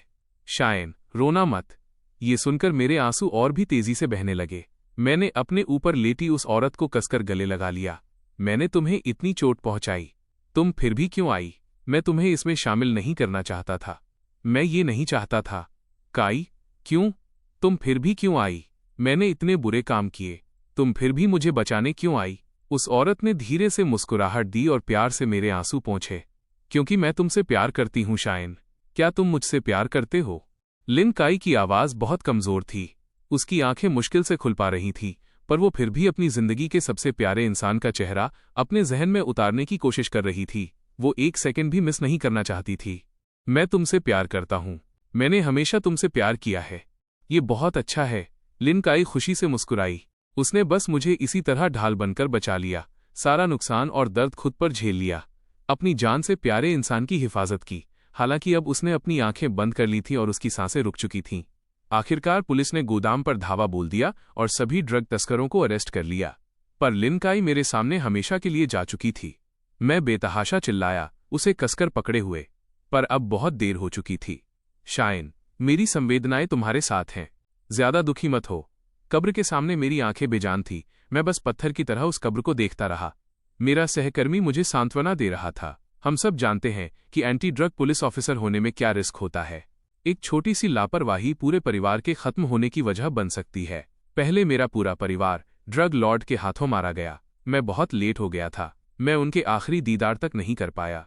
अब जिस इंसान से मैं सबसे ज्यादा प्यार करता था, वो भी मुझे बचाने के लिए ड्रग लॉर्ड के हाथों मेरे सामने मर गई। उन आदमियों ने उसे पीट पीट कर मार डाला। पोस्टमार्टम के दौरान डॉक्टर ने कहा कि लिन काई के शरीर की सारी हड्डियां टूट चुकी थीं और उसकी किडनियां भी डैमेज हो गई थीं। ये कैसा दर्द है। आखिर में, क्योंकि उसने मेरे मुंह से ये सुन लिया था कि मैं उससे प्यार करता हूं, लिन काई मुस्कुराहट के साथ इस दुनिया से चली गई। इस बात ने मुझे खुद से बेइंतहा नफरत करने पर मजबूर कर दिया। आखिरकार मुझे उस दिल टूटने वाले एहसास का पता चला जो लिन काई को तब हुआ था जब मैंने अपनी मौत का नाटक किया था। मेरा शरीर कांपने लगा, मेरी खाली आंखों से आंसू छलक पड़े। मेरी सिसकियां अब एक चीख में बदल गई थीं। लिन काई। मैं उसकी कब्र के सामने घुटनों के बल गिर पड़ा। वो गहरा दुख किसी को भी झकझोर देने के लिए काफी था। अब किसी ने मुझे डिस्टर्ब नहीं किया, वे सब खामोशी से चले गए। मुझे उस ठंडी कब्र को गले लगाकर बेबसी में रोते हुए अकेला छोड़ दिया। अगले दिन जब लिन फैमिली का बटलर कब्र साफ करने आया तो वहां कोई नहीं था। मैंने एक के बाद एक कई मिशन पूरे किए, अनगिनत पहचान बदली और ऐसे कई लोगों से मिला जो मुझमें इंटरेस्टेड थे, पर मैं बस मुस्कुराकर टाल देता था, जब तक कि एक बार मुझे गोली नहीं लग गई और मैं सीरियसली जख्मी हो गया। हर कोई मुझे बचाने की कोशिश कर रहा था, पर वे मेरी घटती हुई सांसों को नहीं रोक पा रहे थे। आखिरकार मैं मरने वाला था। ये सोचकर मुझे बहुत सुकून मिला। मैंने अंधेरे का फायदा उठाया। जब नर्सें नहीं देख रही थीं, मैं हॉस्पिटल से भाग निकला और लिन काई की कब्र पर पहुंच गया। एक शांति जो मैंने सालों से महसूस नहीं की थी मुझ पर छा गई। मैं धीरे से उससे सटकर बैठ गया, जैसे मैं अपने प्यार के कंधे पर सिर रख रहा हूं। मैं अब तुम्हारे पास हूं काई। मैं मुस्कुराया और अपनी आंखें बंद कर ली। पूरी रात गिरती उस भारी बर्फ को खुद को ढकने दिया। मुझे माफ कर देना, मैं तुमसे प्यार करता हूं। मैंने तुम्हें बहुत इंतजार करवाया। बेइंतहा बर्फ ने जमीन और आसमान को एक पाक सफेद रंग में रंग दिया। अगले दिन जब नर्सों को पता चला कि मैं गायब हूं, तो उन्होंने तुरंत पुलिस को इन्फॉर्म किया। उन्होंने पूरे हॉस्पिटल में तलाशा, पर मेरा कोई सुराग नहीं मिला। जब आखिरकार उन्होंने मुझे लिन काई की कब्र के सामने ढूंढा तो मैं बर्फ की तरह जम चुका था, पर मैं बहुत खुश लग रहा था, बस मुस्कुरा रहा था जैसे गहरी नींद में हूं। ये सीन देखकर हर कोई टूट गया। सब खामोश और बेजुबान थे। वे सब उस साल की कहानी जानते थे। मेरे पिता एक अंडरकवर पुलिस ऑफिसर थे और नतीजे में मेरा पूरा परिवार कुर्बान हो गया, जिससे मैं अकेला रह गया। उस वक्त ड्रग लॉर्ड के चंगुल से बचने के लिए मुझे लिन काई को छोड़ने पर मजबूर होना पड़ा। मैं उसे सच नहीं बता पाया। जब हम दोबारा मिले, चाहे वो प्यार हो या नफरत, हमारे दिलों में सब कुछ उलझ चुका था। छोड़े जाने के बाद लिन काई ने मुझे बार बार चोट पहुंचाई, इस उम्मीद में कि वो मेरे चेहरे पर कोई छोटा सा सबूत ढूंढ सके कि मैं कभी उससे प्यार करता था। पर उसे क्या मिला? दोबारा छोड़ा जाना और मेरी मौत की खबर। आखिर तक पहुंचते पहुंचते ही उसने आखिरकार मेरे अपने होठों से असली जवाब सुना। मैंने भी मौत में खुद को पा लिया। क्या वाकई ये सब इसके लायक था? उस मुस्कुराती हुई लाश को देखकर कोई भी यकीन के साथ नहीं कह सकता था, क्योंकि शुरू से ही कोई जवाब मिलना तय नहीं था। उम्मीद है कि उन्हें एक अगला जन्म मिले जो बिना किसी बोझ के हो, बिना किसी खून के बदले के, बिना दर्द भरे झूठ के, बिना किसी पछतावे के और बिना एक दूसरे को अपने सबसे प्यार भरे सालों में छोड़ने की मजबूरी के। हम सभी के लिए अपनी शुभकामनाएं छोड़ते हैं और धीरे से विदा लेते हैं। बर्फ गिरना जारी है, पर अब कोई तड़पता हुआ प्रेमी नहीं बचेगा।